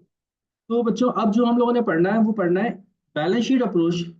जो हमारी बैड डेट्स की कैलकुलेशन की एक और अप्रोच है, दो अप्रोचेज है आपके चैप्टर में, एक है इनकम स्टेटमेंट अप्रोच और एक है बैलेंस शीट अप्रोच। दोनों अप्रोचेज से क्या होता है कि हम बैड डेट्स को कैलकुलेट कर रहे होते हैं। कुछ कंपनीज इनकम स्टेटमेंट अप्रोच को फॉलो कर रही होती है, कुछ कंपनीज जो है वो बैलेंस शीट अप्रोच को फॉलो कर रही होती हैं। अच्छा, एक और बात ये बता दूं कि यहाँ पर कुछ बच्चे जो है वो मेरे ख्याल में सीए एसीसीए वाले भी जो होंगे, वो भी क्लास ले रहे होंगे। तो उनको मैं बताता चलूं बेटा, आप लोग जो मेथड यूज कर रहे होते हो वो डायरेक्ट मेथड यूज कर रहे होते हो। यहाँ पर हम लोग जो मेथड यूज करेंगे वो इनडायरेक्ट मेथड यूज करेंगे। मतलब कि बैड डेट्स को रिकॉर्ड करने का जो मेथड होगा हमारा वो थोड़ा सा चेंज होगा। जैसे कि आप लोग यूज कर रहे हो तो उस तरह का मेथड नहीं होगा। तो इस वजह से मैं बच्चों को कहता हूँ कि भाई तुम सीए वाले एसीसीए वाले अगर लेनी है ना क्लासेस ले लिया करो, खासतौर पे अकाउंटिंग की। अकाउंटिंग के अंदर चीजें काफी चेंज होती हैं। जो आप वहां पर पढ़ रहे होते हो वो एक प्रोफेशनल अकाउंटिंग है, ये प्रोफेशनल अकाउंटिंग नहीं है, ये नॉर्मल अकाउंटिंग है। तो हमें और पेपर भी नॉर्मल अकाउंटिंग से ही आ रहा होता है। अगर आप वहां पर अपना प्रोफेशनलिज्म लेकर आते हो ना तो आपको मार्क्स नहीं मिलते हैं, क्योंकि एग्जामिनर ये चाह रहा होता है कि आपने किस तरीके से एडीसी से रिलेटेड जो आपने लिखना है उसी तरीके से लिखना है, उसी को वो एक्सेप्ट कर रहा होता है। ठीक है। अच्छा, तो बैलेंस शीट अप्रोच जो है वो हम लोगों ने पढ़नी है आज।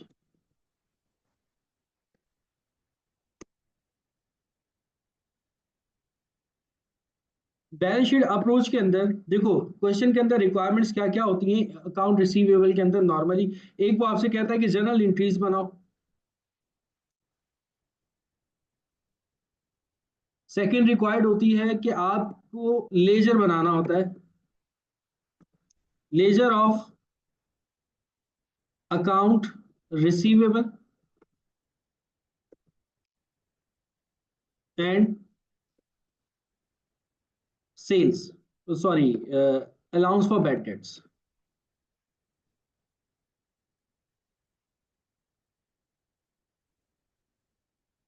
ठीक है।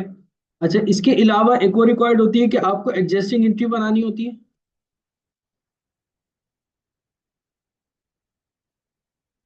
ठीक है। क्लोजिंग एंट्री बनानी होती है।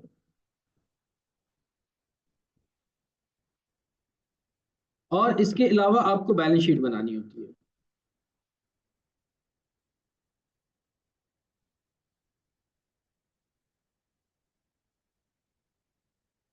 ये कुछ रिक्वायरमेंट्स होती हैं जो ये आपसे इनकम स्टेटमेंट अप्रोच से भी पूछ रहा होता है और बैलेंस शीट अप्रोच से भी पूछ रहा होता है।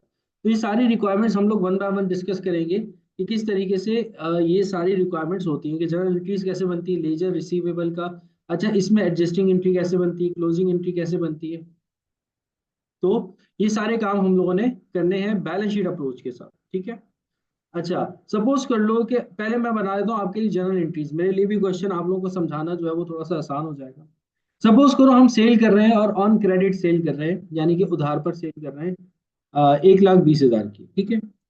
तो मैं एंट्री बनाऊंगा account receivable debit,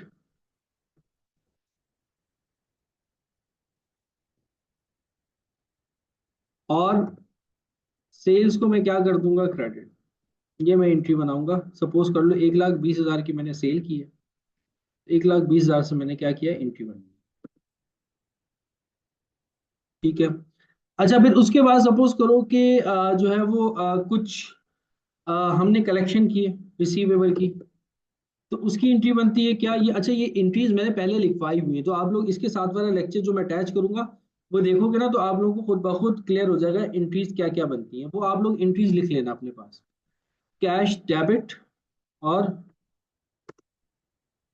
account receivable credit. ये बेटा कैश कलेक्शन की एंट्री बता रहा हूँ मैं। कि जो मैंने हमने सेल किया था माल उधार पर, अब उसकी कलेक्शन कर रहे हैं। सपोज करो कलेक्शन आपके पास हुई है 40,000 से, ये 40,000 का आपने कलेक्शन कर लिया अपने कस्टमर से, कुछ सेल्स रिटर्न हुआ है, तो सेल्स रिटर्न की एंट्री बनती है सेल्स रिटर्न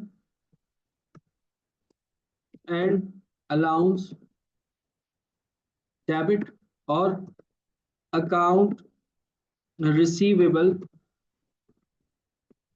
क्रेडिट हो गया हमारा कितने से, सपोज कर लेते हैं सेल रिटर्न हमारा जो है वो 2,000 से।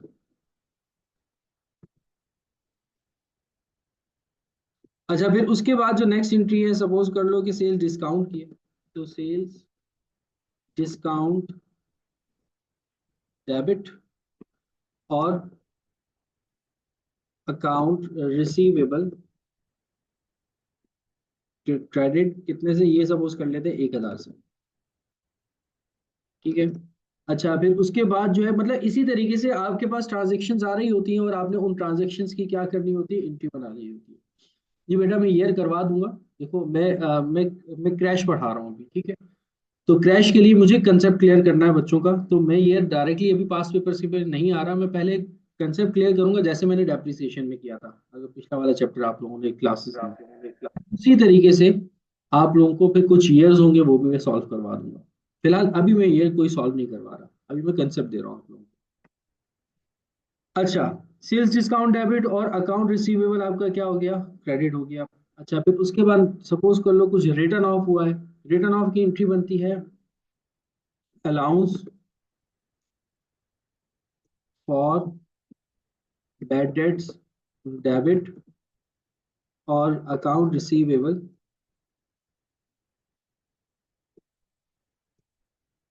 क्रेडिट। ठीक है। रिटर्न ऑफ सपोज करो कि 1,000 हो। अच्छा, फिर उसके बाद सपोज कर लो कि रिटर्न ऑफ रिकवर्ड हो गया। अब रिटर्न ऑफ रिकवर्ड जो है वो सपोज कर लेते हैं वो हुआ है हमारा 500 से, तो उसकी एंट्री बनेगी अकाउंट रिसीवेबल डेबिट 500 से, और अलाउंस फॉर बैड डेट्स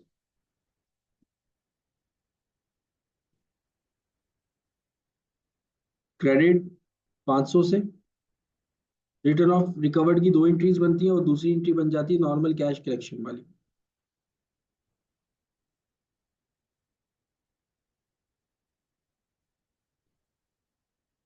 500 से। ठीक है, ये मैंने क्या कर लिया, एंट्रीज बना ली। सपोज करो क्वेश्चन में ये सारी एंट्रीज थी, पहली एंट्री सेल की थी, दूसरी एंट्री कलेक्शन की थी, तीसरी एंट्री जो है वो सेल्स रिटर्न की थी, फिर उसके बाद सेल डिस्काउंट की थी, फिर उसके बाद रिटर्न ऑफ की थी, फिर क्या थी, रिटर्न ऑफ रिकवर्ड की थी। रिटर्न ऑफ रिकवर्ड की बच्चों दो एंट्रीज बनती है, ये मैंने क्या कर लिया, एंट्रीज बना ली। फर्स्ट रिक्वायरमेंट आपको कहा कि वो आपसे क्या पूछ रहे होते हैं, जनरल एंट्रीज पूछ रहे होते हैं, ठीक है। तो मैंने जनरल एंट्रीज बना ली। अब सपोज करो कि वो आपसे लेजर पूछ रहे हैं अकाउंट रिसीवेबल का और अलाउंस फॉर बैड डेट्स का, ठीक है।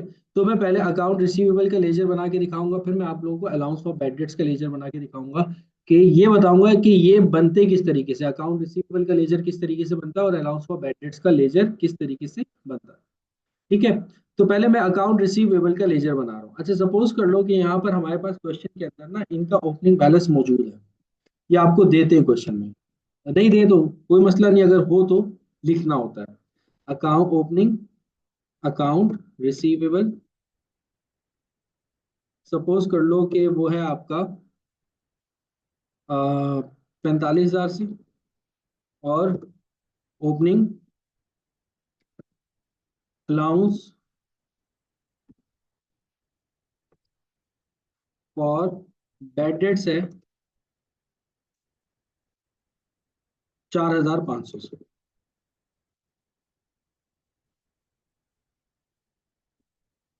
ठीक है, ये हमें इन्होंने ओपनिंग बैलेंसेस भी दिए हैं, अकाउंट रिसीवेबल का भी दिया हुआ है और अलाउंस फॉर बैड डेट्स का भी दिया हुआ है। अच्छा, तो अब हमें लेजर बनाना है अकाउंट रिसीवेबल का और लेजर बनाना है किसका, अलाउंस फॉर बैड डेट्स का। पहले मैं आप लोगों के सामने लेजर बना रहा हूँ अकाउंट रिसीवेबल। अब अकाउंट रिसीवेबल का लेजर देखिएगा किस तरीके से बनता है।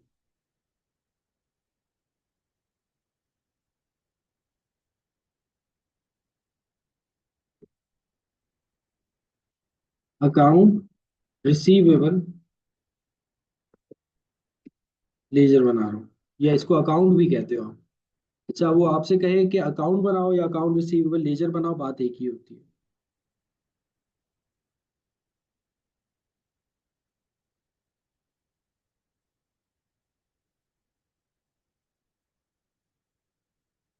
ठीक है, सबसे पहले आप अकाउंट रिसीवेबल के लेजर के अंदर आप ओपनिंग बैलेंस लिखते हो। ठीक है, जैसे कि मैंने आपको बताया कि यहाँ पे हमारे पास ओपनिंग बैलेंस मौजूद है अकाउंट रिसीवेबल का, कितना है 45,000। तो मैं सबसे पहले ओपनिंग बैलेंस लिखता हूँ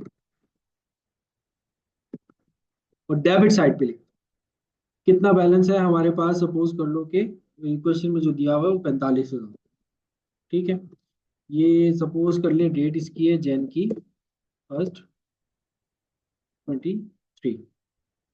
ये मैं ओपनिंग बैलेंस लिखूँ और कहाँ लिखूंगा, डेबिट साइड पे। फिर मैंने उसके बाद ट्रांजेक्शन्स में देखना है कि कहाँ कहाँ अकाउंट रिसीवेबल डेबिट हो रहा है, कहाँ कहाँ क्रेडिट हो रहा है। जैसे कि पहली ट्रांजेक्शन है उसमें अकाउंट रिसीवेबल क्या हो रहा है बच्चों, डेबिट हो रहा है। कितने से डेबिट हो रहा है, 1,20,000 से। तो मैंने 1,20,000 से क्या कर दिया, डेबिट कर दिया। ठीक है, ये हमारी पहली ट्रांजेक्शन थी। किसकी वजह से अकाउंट रिसीवेबल डेबिट हो रहा है, ऑपोजिट साइड क्या है आपके पास, सेल्स। तो बीच में लिखी जाती है, हमेशा याद रखना, ऑपोजिट साइड यानी कि सेल्स। फिर उसके बाद जो है वो अकाउंट रिसीवेबल आपका क्या हो रहा है, क्रेडिट हो रहा है। कितने से क्रेडिट हो रहा है, 40,000 से। आपने क्या कर दिया, 40,000 से क्रेडिट कर दिया। ठीक है, बीच में क्या लिखी जाती है, ऑपोजिट साइड। सपोज कर लो क्या है ऑपोजिट साइड, कैश। और ये कौन सी एंट्री है, ये हमारी है दूसरी एंट्री। यहाँ पे डेट लिखी जाती है, अगर डेट ना हो तो 1 2 3 4 लिखी। फिर उसके बाद दोबारा से हमारा अकाउंट रिसीवेबल क्या हो रहा है, क्रेडिट हो रहा है। कितने से, 2,000 से। ठीक है, तो मैंने दोबारा से 2,000 से क्या कर दिया, अकाउंट रिसीवेबल को क्रेडिट कर दिया। रीजन बीच में लिखूंगा, किसकी वजह से क्रेडिट हो रहा है, सेल्स, रिटर्न एंड अलाउंस। कौन सी ट्रांजेक्शन थी, थर्ड ट्रांजेक्शन। फिर उसके बाद देखूंगा दोबारा अकाउंट रिसीवेबल आ रहा है और वो क्या हो रहा है, क्रेडिट हो रहा है 1,000 से। तो मैंने 1,000 से दोबारा क्या कर दिया, क्रेडिट कर दिया। किसकी वजह से क्रेडिट हो रहा है, सेल्स डिस्काउंट। और ट्रांजेक्शन नंबर कौन सी है, 4 है। तो मैंने यहाँ पर क्या लिख दिया, 4। बीच में ऑपोजिट साइड आ गई कि भाई सेल डिस्काउंट की वजह से क्रेडिट हो रहा है। फिर उसके बाद दोबारा से अकाउंट रिसीवेबल क्या हुआ है, क्रेडिट हुआ है। कितने से, 1,000 से। तो मैंने 1,000 से दोबारा क्या कर दिया, क्रेडिट कर दिया। और रीजन लिख दिया बीच में, अलाउंस फॉर बैड डेट्स। ठीक है, और ट्रांजेक्शन नंबर आ गई 5। फिर उसके बाद जो है वो आपका अकाउंट रिसीवेबल क्या हो रहा है, डेबिट हो रहा है। कितने से, 500 से। तो मैंने डेबिट कर दिया, कितने से, 500 से। किसकी वजह से डेबिट हो रहा है, again allowance for bad dates की वजह से डेबिट हो रहा है। ट्रांजैक्शन नंबर क्या है, 6A। क्योंकि ट्रांजैक्शन नंबर 6A, इसकी दो एंट्रीज बनी है। फिर दोबारा आपका अकाउंट रिसीवेबल क्या हो रहा है, क्रेडिट हो रहा है। कितने से, 500 से। 500 से आपने क्या कर दिया, क्रेडिट कर दिया। किसकी वजह से, कैश की वजह से। ये ट्रांजैक्शन नंबर आपकी 6B है। ये हमने सारी की सारी ट्रांजेक्शन्स को पोस्ट कर दी है लेजर के अंदर। अब मैं क्या करूंगा, इसको बैलेंस करूंगा। और बच्चों बैलेंस की कैसे किया जाता है, जो बड़ी साइड होती है उसको दोनों तरफ लिखा जाता है। अगर मैं डेबिट साइड का टोटल करूं तो डेबिट साइड का टोटल आ रहा है हमारे पास 1,65,500। और क्रेडिट साइड का हमारे पास जो टोटल आ रहा है वो आ रहा है 44,500। ठीक है, यानी कि डेबिट साइड ज्यादा है, तो जो बड़ी साइड है उसको आप दोनों तरफ लिख दोगे।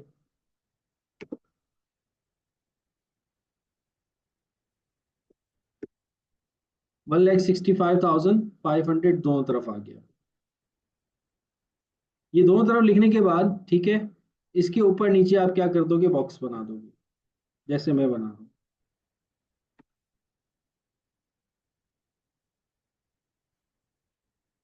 फिर उसके बाद देखोगे कि आपकी जो क्रेडिट साइड है, नॉर्मली अकाउंट रिसीवेबल की ना क्रेडिट साइड ही कम पड़ेगी। अब ये देखो कि आपकी क्रेडिट साइड कितने से कम पड़ रही है। ठीक है, तो क्रेडिट साइड कितने से कम पड़ रही है, अगर ये डेबिट साइड है इसका टोटल आप क्रेडिट साइड के टोटल से माइनस करवा दो। यानी कि मैं 1,65,500 में से माइनस करवा दूं ये सारा का सारा अमाउंट, यानी कि 40,000। Minus 2000 minus 1000 minus 1000 minus 500। तो ये हमारे पास आ जाएगा कितना, 1,21,000। ये हमारा कहलाएगा बैलेंस सीडी। ठीक है। और यही बैलेंस सीडी यहाँ पर आकर बन जाएगा आपका टोटल के नीचे बैलेंस बीडी।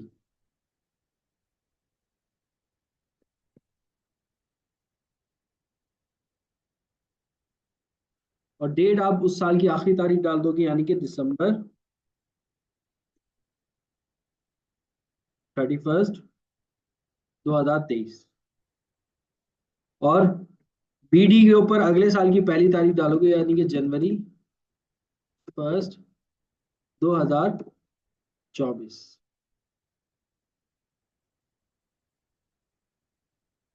तो इस तरीके से लेजर बनता है किसका, अकाउंट रिसीवेबल का। अच्छा, ये जो बैलेंस सीडी है बेटा, एंडिंग बैलेंस भी कहलाता है, बैलेंस सीडी भी कहलाता है। और इसके अलावा जो है ये आपका सी एफ और बी एफ भी कहलाता है। ठीक है, यानी कि सी डी सी एफ कहलाता है और बी डी बी एफ भी कहलाता है। Credit down, brought down, credit forward, brought forward, ending और ओपनिंग। ठीक है। यहाँ तक बेटा अगर किसी को कोई परेशानी हो, कोई मसला हो तो मुझसे पूछ लो।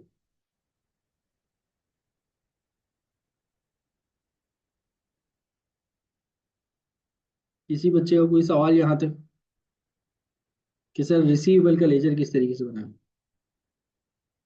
अच्छा, ओपनिंग बैलेंस अगर सर क्रेडिट में हो तब भी आप उसको डेबिट में लिखेंगे। देखो नॉर्मली जो अकाउंट रिसीवेबल का ओपनिंग बैलेंस होता है ना बेटा, वो डेबिट होता है, वो क्रेडिट नहीं होता। ठीक है। तो डेबिट में ही लिखा जाता है। आज तक पास पेपर में कभी भी ओपनिंग बैलेंस जो है वो क्रेडिट साइड पे नहीं आया, हो ही नहीं सकता ना।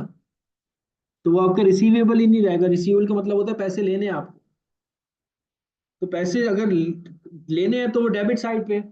अगर क्रेडिट साइड पे मतलब है आपने पैसे देने हैं या आपने पैसे ले लिए, तो फिर वो बैलेंस नहीं कहलाएगा। तो अकाउंट रिसीवेबल का नॉर्मल बैलेंस जो है वो डेबिट साइड पे होता है। वो बोले या ना बोले, आपने डेबिट साइड पे लिखना है। क्रेडिट बैलेंस आपको नहीं देंगे, बीच में कोई एंट्री दे सकते हैं। जैसे कि एक एंट्री हम लोगों ने डिस्कस की थी, credit balance in customer account.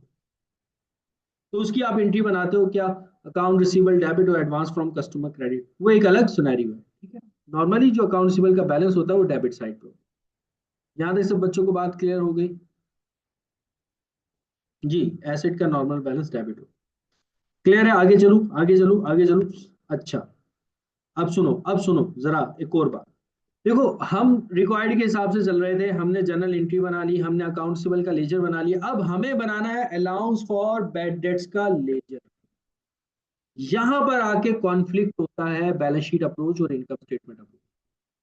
यहाँ पे सारे बच्चे बेटा आप सारी चीजें छोड़ दो, सारी चीजें छोड़ दो, मेरी बात सुनो। सारी चीजें छोड़ दो और मेरी बात सुनो।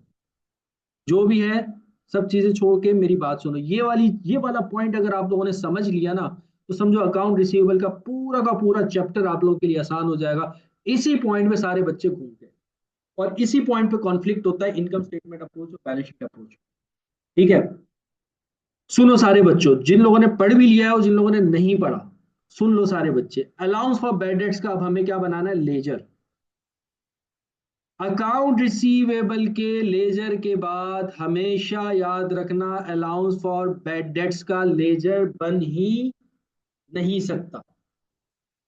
क्या बोल रहा हूं मैं, अगर अप्रोच आपकी बैलेंस शीट अप्रोच है, बैलेंस शीट अप्रोच है, तो अकाउंट रिसीवेबल के लेजर के बाद अलाउंस फॉर बैड डेट्स का लेजर बन ही नहीं सकता।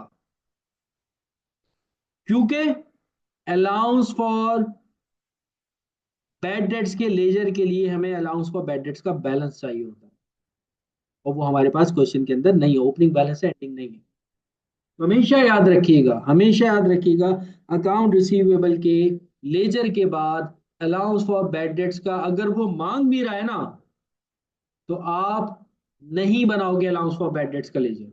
अकाउंट रिसीवेबल के लेजर के बाद अलाउंस फॉर बैड डेट्स का लेजर नहीं बनेगा। अलाउंस फॉर बैड डेट्स का लेजर नहीं बनेगा। फिर क्या होगा सर, पहले बैड डेट्स की कैलकुलेशन होगी, फिर उसके बाद अलाउंस फॉर बैड डेट्स का लेजर बनेगा। क्या बोल रहा हूं, पहले पहले पहले बैड डेट्स की कैलकुलेशन होगी, फिर उसके बाद अलाउंस फॉर बैड डेट्स का लेजर बनेगा। यही कॉन्फ्लिक्ट होता है बेटा इनकम स्टेटमेंट और बैलेंस शीट अप्रोच के अंदर। इनकम स्टेटमेंट अप्रोच में भी हम बैड डेट्स की कैलकुलेशन करते हैं, लेकिन वो थोड़ा सा चेंज है, वो सेल के ऊपर रेट अप्लाई करते हैं, यहाँ पर रिसीवेबल के ऊपर रेट अप्लाई होता है। अब सुनो, अब मैं बैड डेट्स की कैलकुलेशन करने जा रहा हूँ। एक पॉइंट मैंने नहीं लिखा था क्वेश्चन में, सपोज कर लो कि क्वेश्चन में एक और पॉइंट भी लिखा हुआ है कि bad debts is estimated 5% of ending balance of receivable। ये पॉइंट भी आपको क्वेश्चन में देता कि आपकी जो बैड डेट्स की एस्टिमेशन होती है ना, वो रिसीवेबल के एंडिंग के ऊपर हो रही होती है। बैलेंस शीट अप्रोच है ही ये। इनकम स्टेटमेंट अप्रोच में क्या होता है, इनकम स्टेटमेंट अप्रोच में जो बैड डेट्स की कैलकुलेशन होती है ना, वो सेल्स पर होती है। इनकम स्टेटमेंट अप्रोच में बैड डेट्स की कैलकुलेशन सेल पर होती है। और बैलेंस शीट अप्रोच के अंदर बैड डेट्स की जो कैलकुलेशन होती है, वो रिसीवेबल एंडिंग पर होती है, वो रिसीवेबल एंडिंग के ऊपर होती है, वो रिसीवेबल एंडिंग पर होती है, वो रिसीवेबल एंडिंग के ऊपर होती है, ये याद रखिएगा। तो अब यहाँ पर वो आपको ये क्वेश्चन में पार्ट देंगे, कहेंगे कि बैड डेट्स वो रेट आपको एस्टिमेट करके देंगे। अगर रेट नहीं देते तो फिर उसकी जगह क्या देते हैं वो मैं आगे चल के आप लोगों को बताऊंगा। अभी के लिए एज्यूम करके चलो कि बैड डेट्स का आपको रेट दिया जाएगा, और कंडीशन क्या होगी कि ये बैड डेट्स का रेट आपने किस पर अप्लाई करना है, रिसीवेबल के एंडिंग के ऊपर। किस पर अप्लाई करना है, रिसीवेबल के एंडिंग के ऊपर। अच्छा, अब मैं रिसीवेबल के एंडिंग के ऊपर ये रेट अप्लाई करने लगा हूं। तो अब रिसीवेबल का एंडिंग क्या है, रिसीवेबल का एंडिंग है हमारे पास ये 1,21,000। इसको मैंने येलो कर दिया। बैलेंस सीडी, बैलेंस सीडी क्या होता है, हमारा रिसीवेबल का एंडिंग होता है। ठीक है, तो इससे हमें एक और बात पता लगी, इससे हमें ये बात पता लगी कि सर अगर हम बैलेंस शीट अप्रोच यूज कर रहे हैं और अगर हम बैड डेट्स की कैलकुलेशन करने जा रहे हैं, तो हमें रिसीवेबल का एंडिंग चाहिए होगा। क्योंकि जो रेट अप्लाई होता है, जो रेट अप्लाई होता है वो किस पर होता है, रिसीवेबल के एंडिंग के ऊपर। फिक्स है ये बात, रिसीवेबल के एंडिंग के ऊपर रेट अप्लाई होगा। और रिसीवेबल का एंडिंग क्वेश्चन में अगर गिवन है तो बल्ले बल्ले अच्छी बात है, और अगर गिवन नहीं है तो आपको अकाउंट रिसीवेबल का लेजर बनाना होगा, ताकि आप रिसीवेबल का एंडिंग निकाल सको और उसके ऊपर रेट अप्लाई कर सको। सब बच्चों को बात क्लियर हो रही है।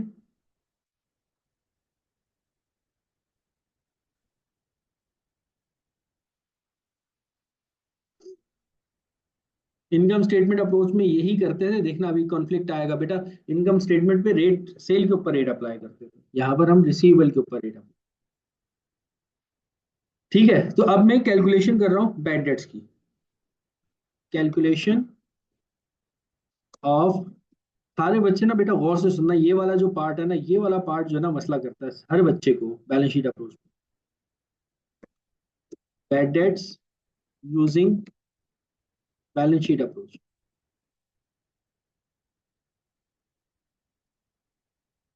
ठीक है, अब बैलेंस शीट अप्रोच यूज करते हुए मैं बैड डेट्स को कैलकुलेट कर। बैलेंस शीट अप्रोच क्या होता है, जो रेट होता है वो एंडिंग बैलेंस के ऊपर रेट अप्लाई होता है। Receivable ending multiply by rate. Rate किसके ऊपर अप्लाई होगा, रिसीवेबल एंडिंग के ऊपर। रिसीवेबल एंडिंग कहाँ आएगी, क्वेश्चन में होगी तो अच्छी बात है, अगर नहीं होगी तो हमें क्या करना पड़ेगा, लेजर बनाना पड़ेगा। और लेजर के लिए हमें क्या करना होगा, जनरल एंट्रीज बनानी होगी। देखो सारी चीजें एक दूसरे के साथ कनेक्टेड है। जनरल एंट्रीज बनेंगी तो लेजर बनेगा ना, फिर पोस्टिंग होगी।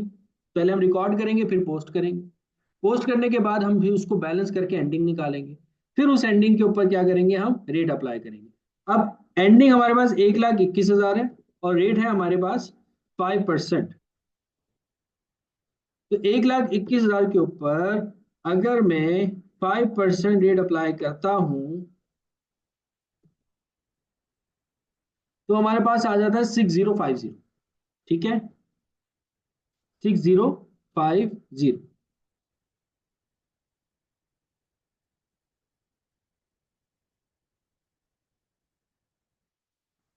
सुन लो बेटा, देखो देखो देखो देखो देखो देखो देखो देखो।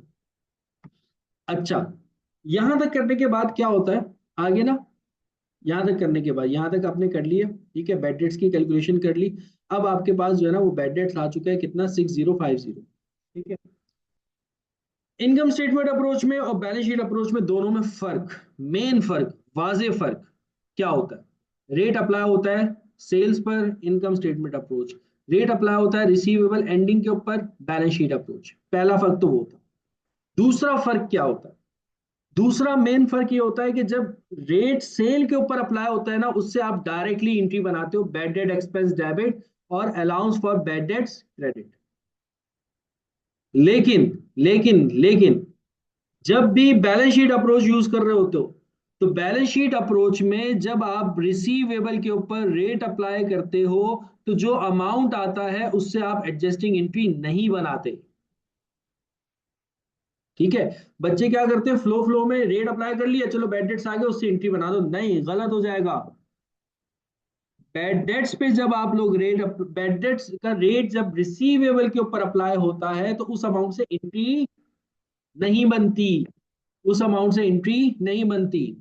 फिर सर किस अमाउंट से एंट्री बनती है, देखो थोड़ा गौर से सुनो। रेट अप्लाई हो रहा है किसके ऊपर, एंडिंग के ऊपर। तो जो हमारे पास बैड डेट्स आएंगे 6050, ये भी तो क्या होंगे, एंडिंग होंगे ना। और एंडिंग बैलेंस की आज तक कभी जिंदगी में एंट्री बनाते हुए देखा है किसी को, ना ओपनिंग की एंट्री बनती है ना एंडिंग की एंट्री बनती है। यहां पर रेट अप्लाई हो रहा है किस पर, रिसीवेबल एंडिंग के ऊपर। तो जब एंडिंग के ऊपर रेट अप्लाई हो रहा है तो उससे जो निकलेगा वो भी क्या होगा, एंडिंग होगा ना। और एंडिंग बैलेंस से आज तक कभी भी अकाउंटिंग के अंदर एंट्री नहीं बनी। वहां पर तो हम सेल के ऊपर अप्लाई करते थे, एंडिंग के ऊपर अप्लाई नहीं करते थे, तो इसलिए हम डायरेक्टली एंट्री बना दिया करते थे। यहां पर यहां पर रेट अप्लाई हो रहा है रिसीवेबल के एंडिंग के ऊपर, तो जो निकलेगा वो भी क्या होगा, एंडिंग होगा। यानी कि 6050 क्या है, बैड डेट्स का एंडिंग। और एंडिंग बैलेंस से कभी भी एंट्री नहीं बनती। अभी ये देखो, रिसीवेबल का एंडिंग था, इससे कोई एंट्री बनाई थी हमने, नहीं बनाई थी।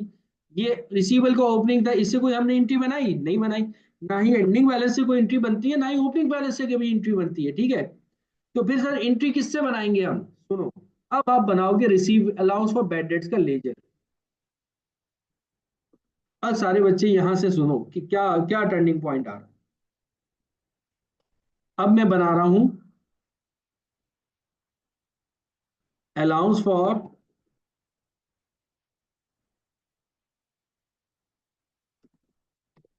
और बैड डेट्स का लेजर। अब आप बनाओगे लेजर। सबसे पहले ओपनिंग बैलेंस लिखो। ओपनिंग बैलेंस कहाँ लिखोगे, क्रेडिट साइड। अकाउंट सिबल का ओपनिंग 45,000 था, अलाउंस फॉर बैड डेट्स का ओपनिंग कितना था, 4,500।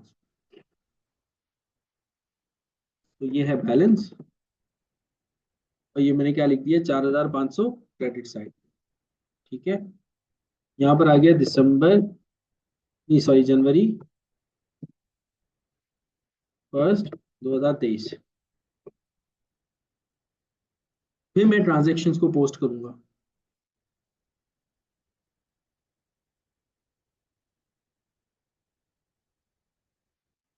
ट्रांजेक्शन को पोस्ट करूंगा। ट्रांजेक्शन को पोस्ट करूंगा किस तरीके से, देखो अलाउंस फॉर बैड डेट्स क्या हो रहा है, डेबिट हो रहा है 1,000 से। तो 1,000 से मैंने क्या कर दिया, डेबिट। किसकी वजह से डेबिट हो रहा है भैया, अकाउंट रिसीवेबल की वजह से।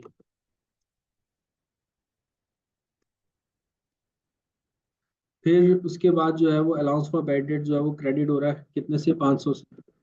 500 से क्रेडिट कर दिया, किसकी वजह से, अकाउंट रिसीवेबल की वजह से,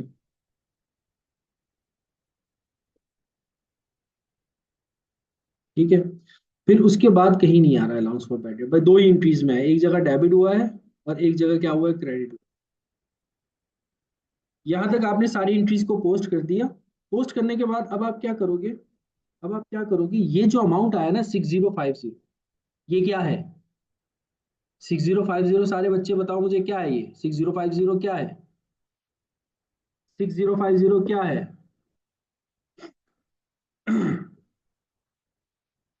एंडिंग, एक बच्ची ने बताया एंडिंग, एंडिंग एंडिंग एंडिंग, सारे कह रहे हैं क्या है, एंडिंग।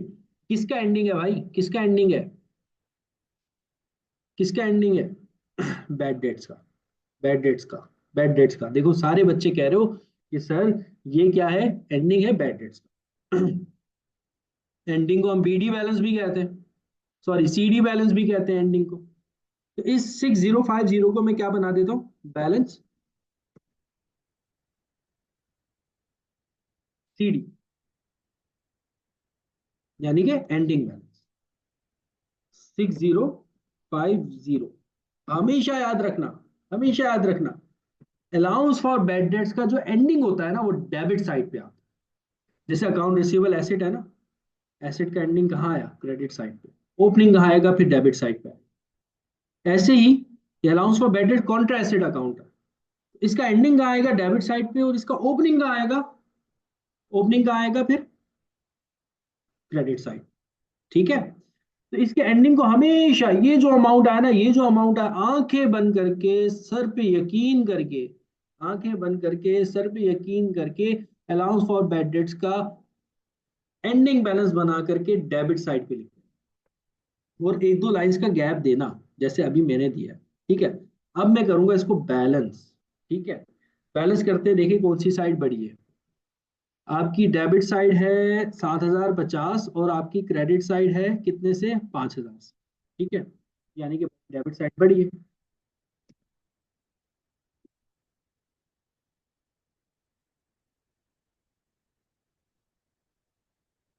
7050 जो बड़ी साइड होती है अकाउंटिंग के अंदर, उसको हम कहाँ लिखते हैं, दोनों साइड पे।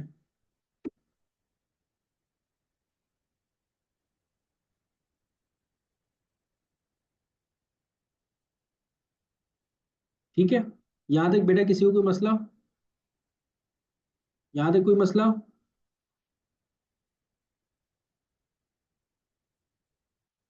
अब आपकी यहाँ पर क्रेडिट साइड कम पड़ रही है, क्योंकि क्रेडिट साइड है आपकी 5000 से, 2050 से आपकी क्रेडिट साइड क्या हो रही है, कम पड़ रही है। इससे आप बनाओगे एडजस्टमेंट, और एडजस्टमेंट क्या होती है बैड डेट्स की, बैड डेट एक्सपेंस डेबिट और allowance for bad debts credit. कितने से एडजस्टमेंट बनेगी, जितने से आपकी क्रेडिट साइड कम पड़ी, 2050, 2050। अब समझ में आई बात कि एडजस्टिंग एंट्री कैसे बनती है?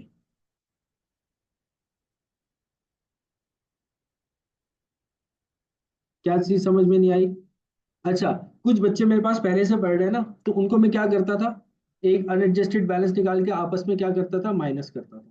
ठीक है, तो आप वैसा भी कर सकते हो या ऐसा भी कर सकते हो, दोनों से कर सकते हो, आंसर सेम आएगा। लेकिन ये वाला जो तरीका है ना, ये आसान तरीका है, कोई कैलकुलेशन करने की जरूरत ही नहीं है। क्रेडिट साइड पे एंडिंग बैलेंस लिखा,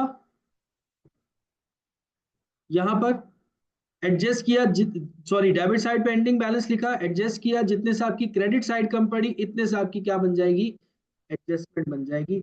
और एडजस्टमेंट क्या होगी, बैड डेट एक्सपेंस डेबिट और allowance for bad debts credit, और जितने से एडजस्टमेंट बनती है उतने से आपकी क्लोजिंग भी बनती है, क्लोजिंग बनती है इनकम समरी डेबिट और बैड डेट एक्सपेंस क्रेडिट,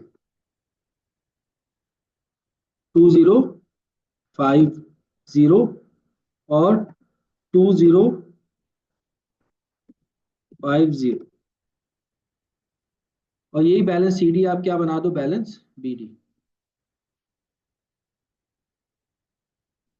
जो आपका सीडी बैलेंस था वही क्या बन जाएगा, बीडी बैलेंस बन जाएगा,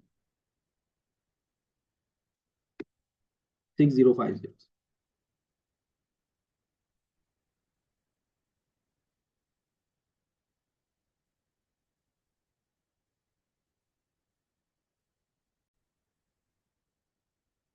अच्छा बेटा, अब जो है देखो, अब आपने ये बात तो सीख ली कि सर देखो, एक दफा थोड़ा सा रिव्यू दोबारा करा है। सबसे पहले आपने बैलेंस लिखा अलाउंस फॉर बैड डेट्स का, फिर जहां जहां डेबिट हो रहा था डेबिट किया, जहां जहां क्रेडिट हो रहा था आपने क्रेडिट किया। फिर ये जो बैलेंस आया था ना रेट अप्लाई करने के बाद, रेट अप्लाई करने के बाद जो अमाउंट आया, उस अमाउंट से आपने क्या कर दी, उसको आपने बैलेंस सीडी बनाया, यानी कि उसको आप कहाँ ले आए, डेबिट साइड पे ले आए। फिर आपने टोटल किया, डेबिट साइड आपकी ज्यादा थी, क्रेडिट साइड आपकी क्या थी, कम थी। क्रेडिट साइड आपने कितने से कम थी आपकी, 2050 से, उससे आपने क्या कर ली, एडजस्टमेंट बना ली, एंट्री बनाई, बैड डेट एक्सपेंस डेबिट और allowance for bad debts credit. मतलब के अलाउंस फॉर बैड डेट्स का टी अकाउंट जब हम बनाएंगे तो उससे पहले हम बैड डेट्स की कैलकुलेशन कर लेंगे। कैलकुलेशन करने के बाद जो अमाउंट आएगा ना, उस अमाउंट को आपने बैलेंस सीडी बनाना है। और उससे फिर उसके बाद आपने एडजस्ट करके जितने से आपकी डेबिट साइड कम पड़ रही होगी, डेबिट साइड कम पड़ रही होगी, जितने से आपकी डेबिट साइड कम पड़ रही होगी, उतने से आप एंट्री बनाओगे। ठीक है, एक बात तो ये होगी। लेट सपोज कि अगर मैं एक और चीज लेता हूँ, एक अलग से करके सिनेरियो देता हूँ। ये अलाउंस फॉर बैड डेट्स का टी अकाउंट है। ठीक है, हमारा जो रेट अप्लाई करने के बाद बैलेंस आया था वो आया था 6050। मैं ये कह रहा हूँ कि 6050 नहीं है, बल्कि 3050 है। 3050 है। ठीक है, अब जब ये 3050 है तो हमारा टोटल क्या हो गया भाई, टोटल हमारा 1300, ये हो गया 4050। और ये वाला आपका डेबिट साइड जो है वो आ रही है कितनी, 5000 से। तो अब यहाँ पर कुछ चेंज आ रहा है, क्या चेंज आ रहा है, मैंने कहा रेट अप्लाई करने के बाद जो आपके पास बैलेंस आया वो 3050 आया। आपने जब 3050 रिपोर्ट किया तो अब हमारा टोटल भी ये नहीं आएगा। टोटल तो वो होता है जो बड़ी साइड होती है उसको दोनों तरफ लिखते हैं ना। तो अब जो टोटल है वो हमारा ये नहीं होगा, क्योंकि ये है 4050, और अब हमारी क्रेडिट साइड जो है ना वो ज्यादा है, वो है 5000 से। तो अब हम क्या करेंगे बेटे, जो क्रेडिट साइड है ना उसको दोनों तरफ लिखेंगे।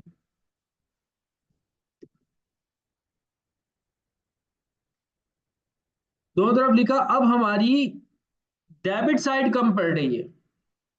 अब अगर आप देखो, आपकी डेबिट साइड कम पड़ रही है, अब आपकी क्रेडिट साइड कम नहीं पड़ रही।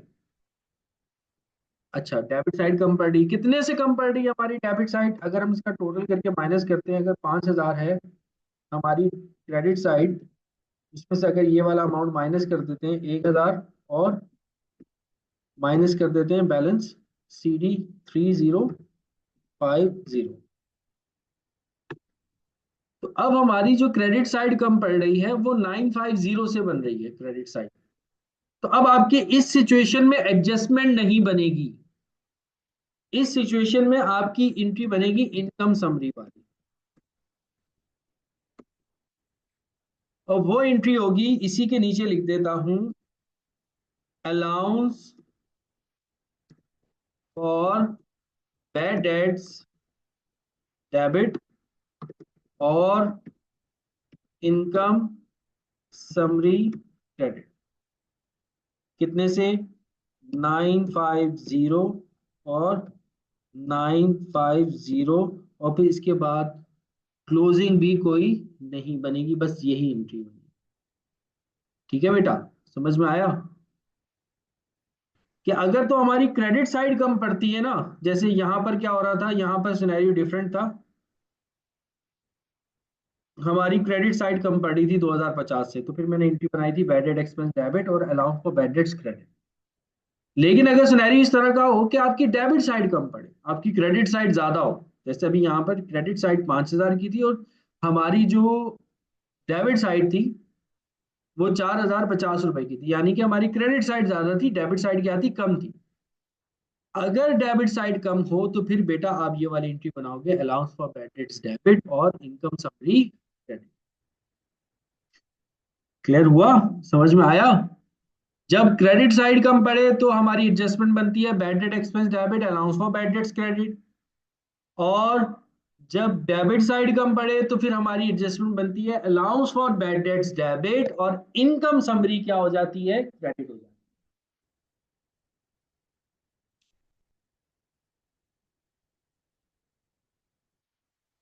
सबको बात समझ में आ गई? क्लियर हो गया? किसी बच्चे का कोई सवाल हो? 950 बेटा आया, ये माइनस किया ना, जो हमारी डेबिट साइड थी 4050 की थी ना, 4050 को और 5000 को आपस में मैंने माइनस किया, दोनों साइड्स का टोटल करके माइनस किया, तो 950 से हमारी डेबिट साइड कम पड़ रही।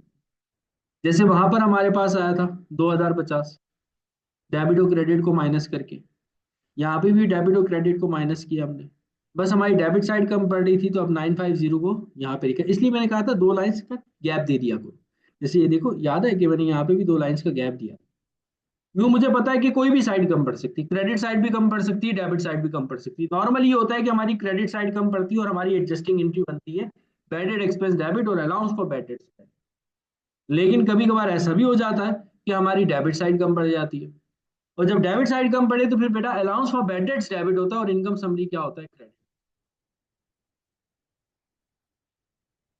रिपीट किया तो है बेटा, और क्या रिपीट करूं?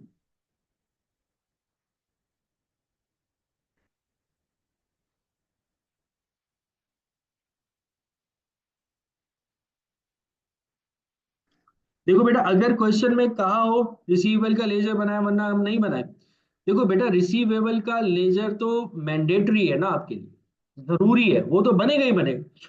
रिसीवेबल के लेजर के बगैर हम रिसीवेबल का एंडिंग नहीं निकाल सकते जिसके ऊपर हमने रेट अप्लाई करना है, वो बोले या ना बोले, हम रिसीवेबल का लेजर बनाएंगे ताकि हमें एंडिंग का पता लग सके। वो एक अलग सिनेरियो है कि अगर क्वेश्चन में आपको रिसीवेबल का एंडिंग दे दिया है तो फिर रिसीवेबल की लेजर बनाने की जरूरत नहीं है, अगर वो रिक्वायर्ड में नहीं पूछ रहा। लेकिन अगर वो कह रहा है कि रिक्वायर्ड में नहीं पूछ रहा रिसीवेबल का लेजर, लेकिन वो आपको कह रहा है कि बैलेंस शीट अप्रोच है, तो आपको रिसीवेबल का लेजर बनाना पड़ेगा, आपको ये जनरल एंट्रीज भी बनानी पड़ेंगी ताकि रिसीवेबल का लेजर बना सको, फिर रिसीवेबल के लेजर से आप एंडिंग निकाल सको, और फिर उस एंडिंग के ऊपर आप रेट अप्लाई कर सको, क्योंकि एंडिंग जरूरी है, हमें क्या चाहिए, एंडिंग चाहिए। एंडिंग कहाँ आएगा? रिसीवेबल के लेजर से आएगा, और रिसीवेबल का लेजर कैसे बनेगा? जनरल एंट्रीज से बनेगा। हाँ, अगर इसी एंडिंग दे दिया रिसीवेबल का तो फिर तो कोई मसला नहीं है, फिर आप लेके चलते रहो, कोई इशू नहीं है। ठीक है मेरे बच्चों?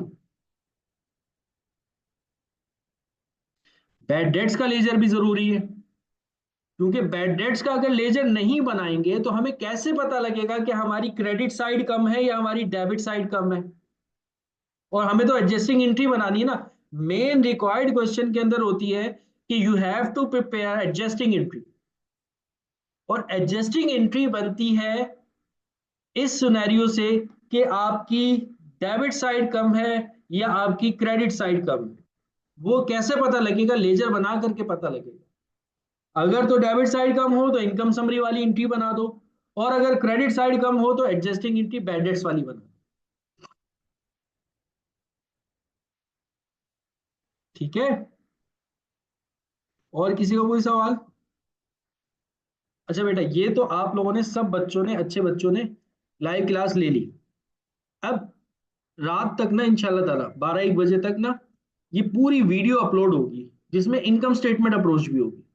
तो जिस बच्चे ने इनकम स्टेटमेंट अप्रोच नहीं पढ़ी हुई ना, एक नजर बेटा उसको लाजमी देख लेना, पेपर्स में बहुत कम टाइम रह गया है, ठीक है, 10-15 दिन है हमारे पास, और इसमें हमने सब चीजें क्लियर करनी है। तो उस वीडियो को लाजमी देख लेना जो मैं अपलोड करूं, और नीचे कमेंट भी कर दिया करो यार इस गरीब शख्स के लिए, ठीक है, जो आपके लिए इतनी मेहनत कर रहा है और इतना जो है वो जोश से पढ़ा रहा है आप लोगों को। तो इसका भी थोड़ा सा राइट बनता है कि यार उसकी वीडियो के नीचे कमेंट कर दिया करो, लाइक कर दिया करो, सब्सक्राइब कर दिया करो, ये सारे काम आप लोग कर दिया करो, ठीक है? अच्छे बच्चों ना यार। तो शुरू का जो पोर्शन होगा ना इनकम स्टेटमेंट अप्रोच वाला, उसको लाजमी देख लेंगे, ताकि अब जब हम कल क्लास रखें तो उसके अंदर हम पास पेपर्स के क्वेश्चंस करें, हमें सारी कंसेप्ट क्लियर हो कि भाई इनकम स्टेटमेंट अप्रोच है तो कैसे चीजें सॉल्व होंगी, बैलेंस शीट अप्रोच है तो कैसे चीजें सॉल्व।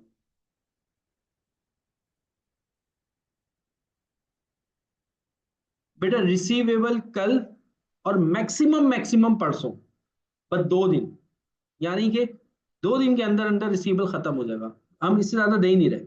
अब जो बच्चे देखो जिन बच्चों ने कुछ भी नहीं पढ़ा हुआ उनके लिए भी क्रैश ग्रुप बड़ा अच्छा है, ये जबरदस्त है, आप लोग क्लासेस लो। और जिन बच्चों ने सब पढ़ा हुआ है ना, तो उनका क्या हो रहा है, रिवीजन हो रहा है। अब आप लोग क्या करो, मैं हर लास्ट सुबह ही मेरी एक बच्ची से बात हो रही थी, तो उसको कह रही थी कि सर रिवीजन किस तरीके से करूँ ना। तो मैंने उसको बोला बेटा अब टाइम रह गया कम, अगर आपने प्रैक्टिस की हुई है ना तो आप सिर्फ क्लासेस लो, और क्लासेस लेने के बाद ना उस चैप्टर के जो क्वेश्चंस आपने सॉल्व किए हुए ना, उनको बस एक दफा पढ़ लो और ये देख लो कि सोल्यूशन हो किस तरीके से रहा है। अब दोबारा और प्रैक्टिस करने की जरूरत नहीं है आपको, ठीक है। हाँ अगर जिसने बिल्कुल ही नहीं प्रैक्टिस की हुई तो वो खुदा रहा यार, इसको प्रैक्टिस कर लो, अब प्रैक्टिस कर लो, अब नहीं करोगे तो फिर कब करोगे। लेकिन जिन बच्चों ने प्रैक्टिस की हुई है वो तो जस्ट ये देखें कि सोल्यूशन किस तरीके से होगा, जो थोड़ा सा सवाल मुश्किल नजर आ रहा है उसको सॉल्व कर लिया, वरना सॉल्व करने की भी जरूरत नहीं, क्योंकि प्रैक्टिस आप लोगों ने पहले की भी। ठीक है बेटा, आज के लिए इतना काफी है, अपना ख्याल रखिएगा, मुझे दुआ में याद रखिएगा। अल्लाह हाफिज।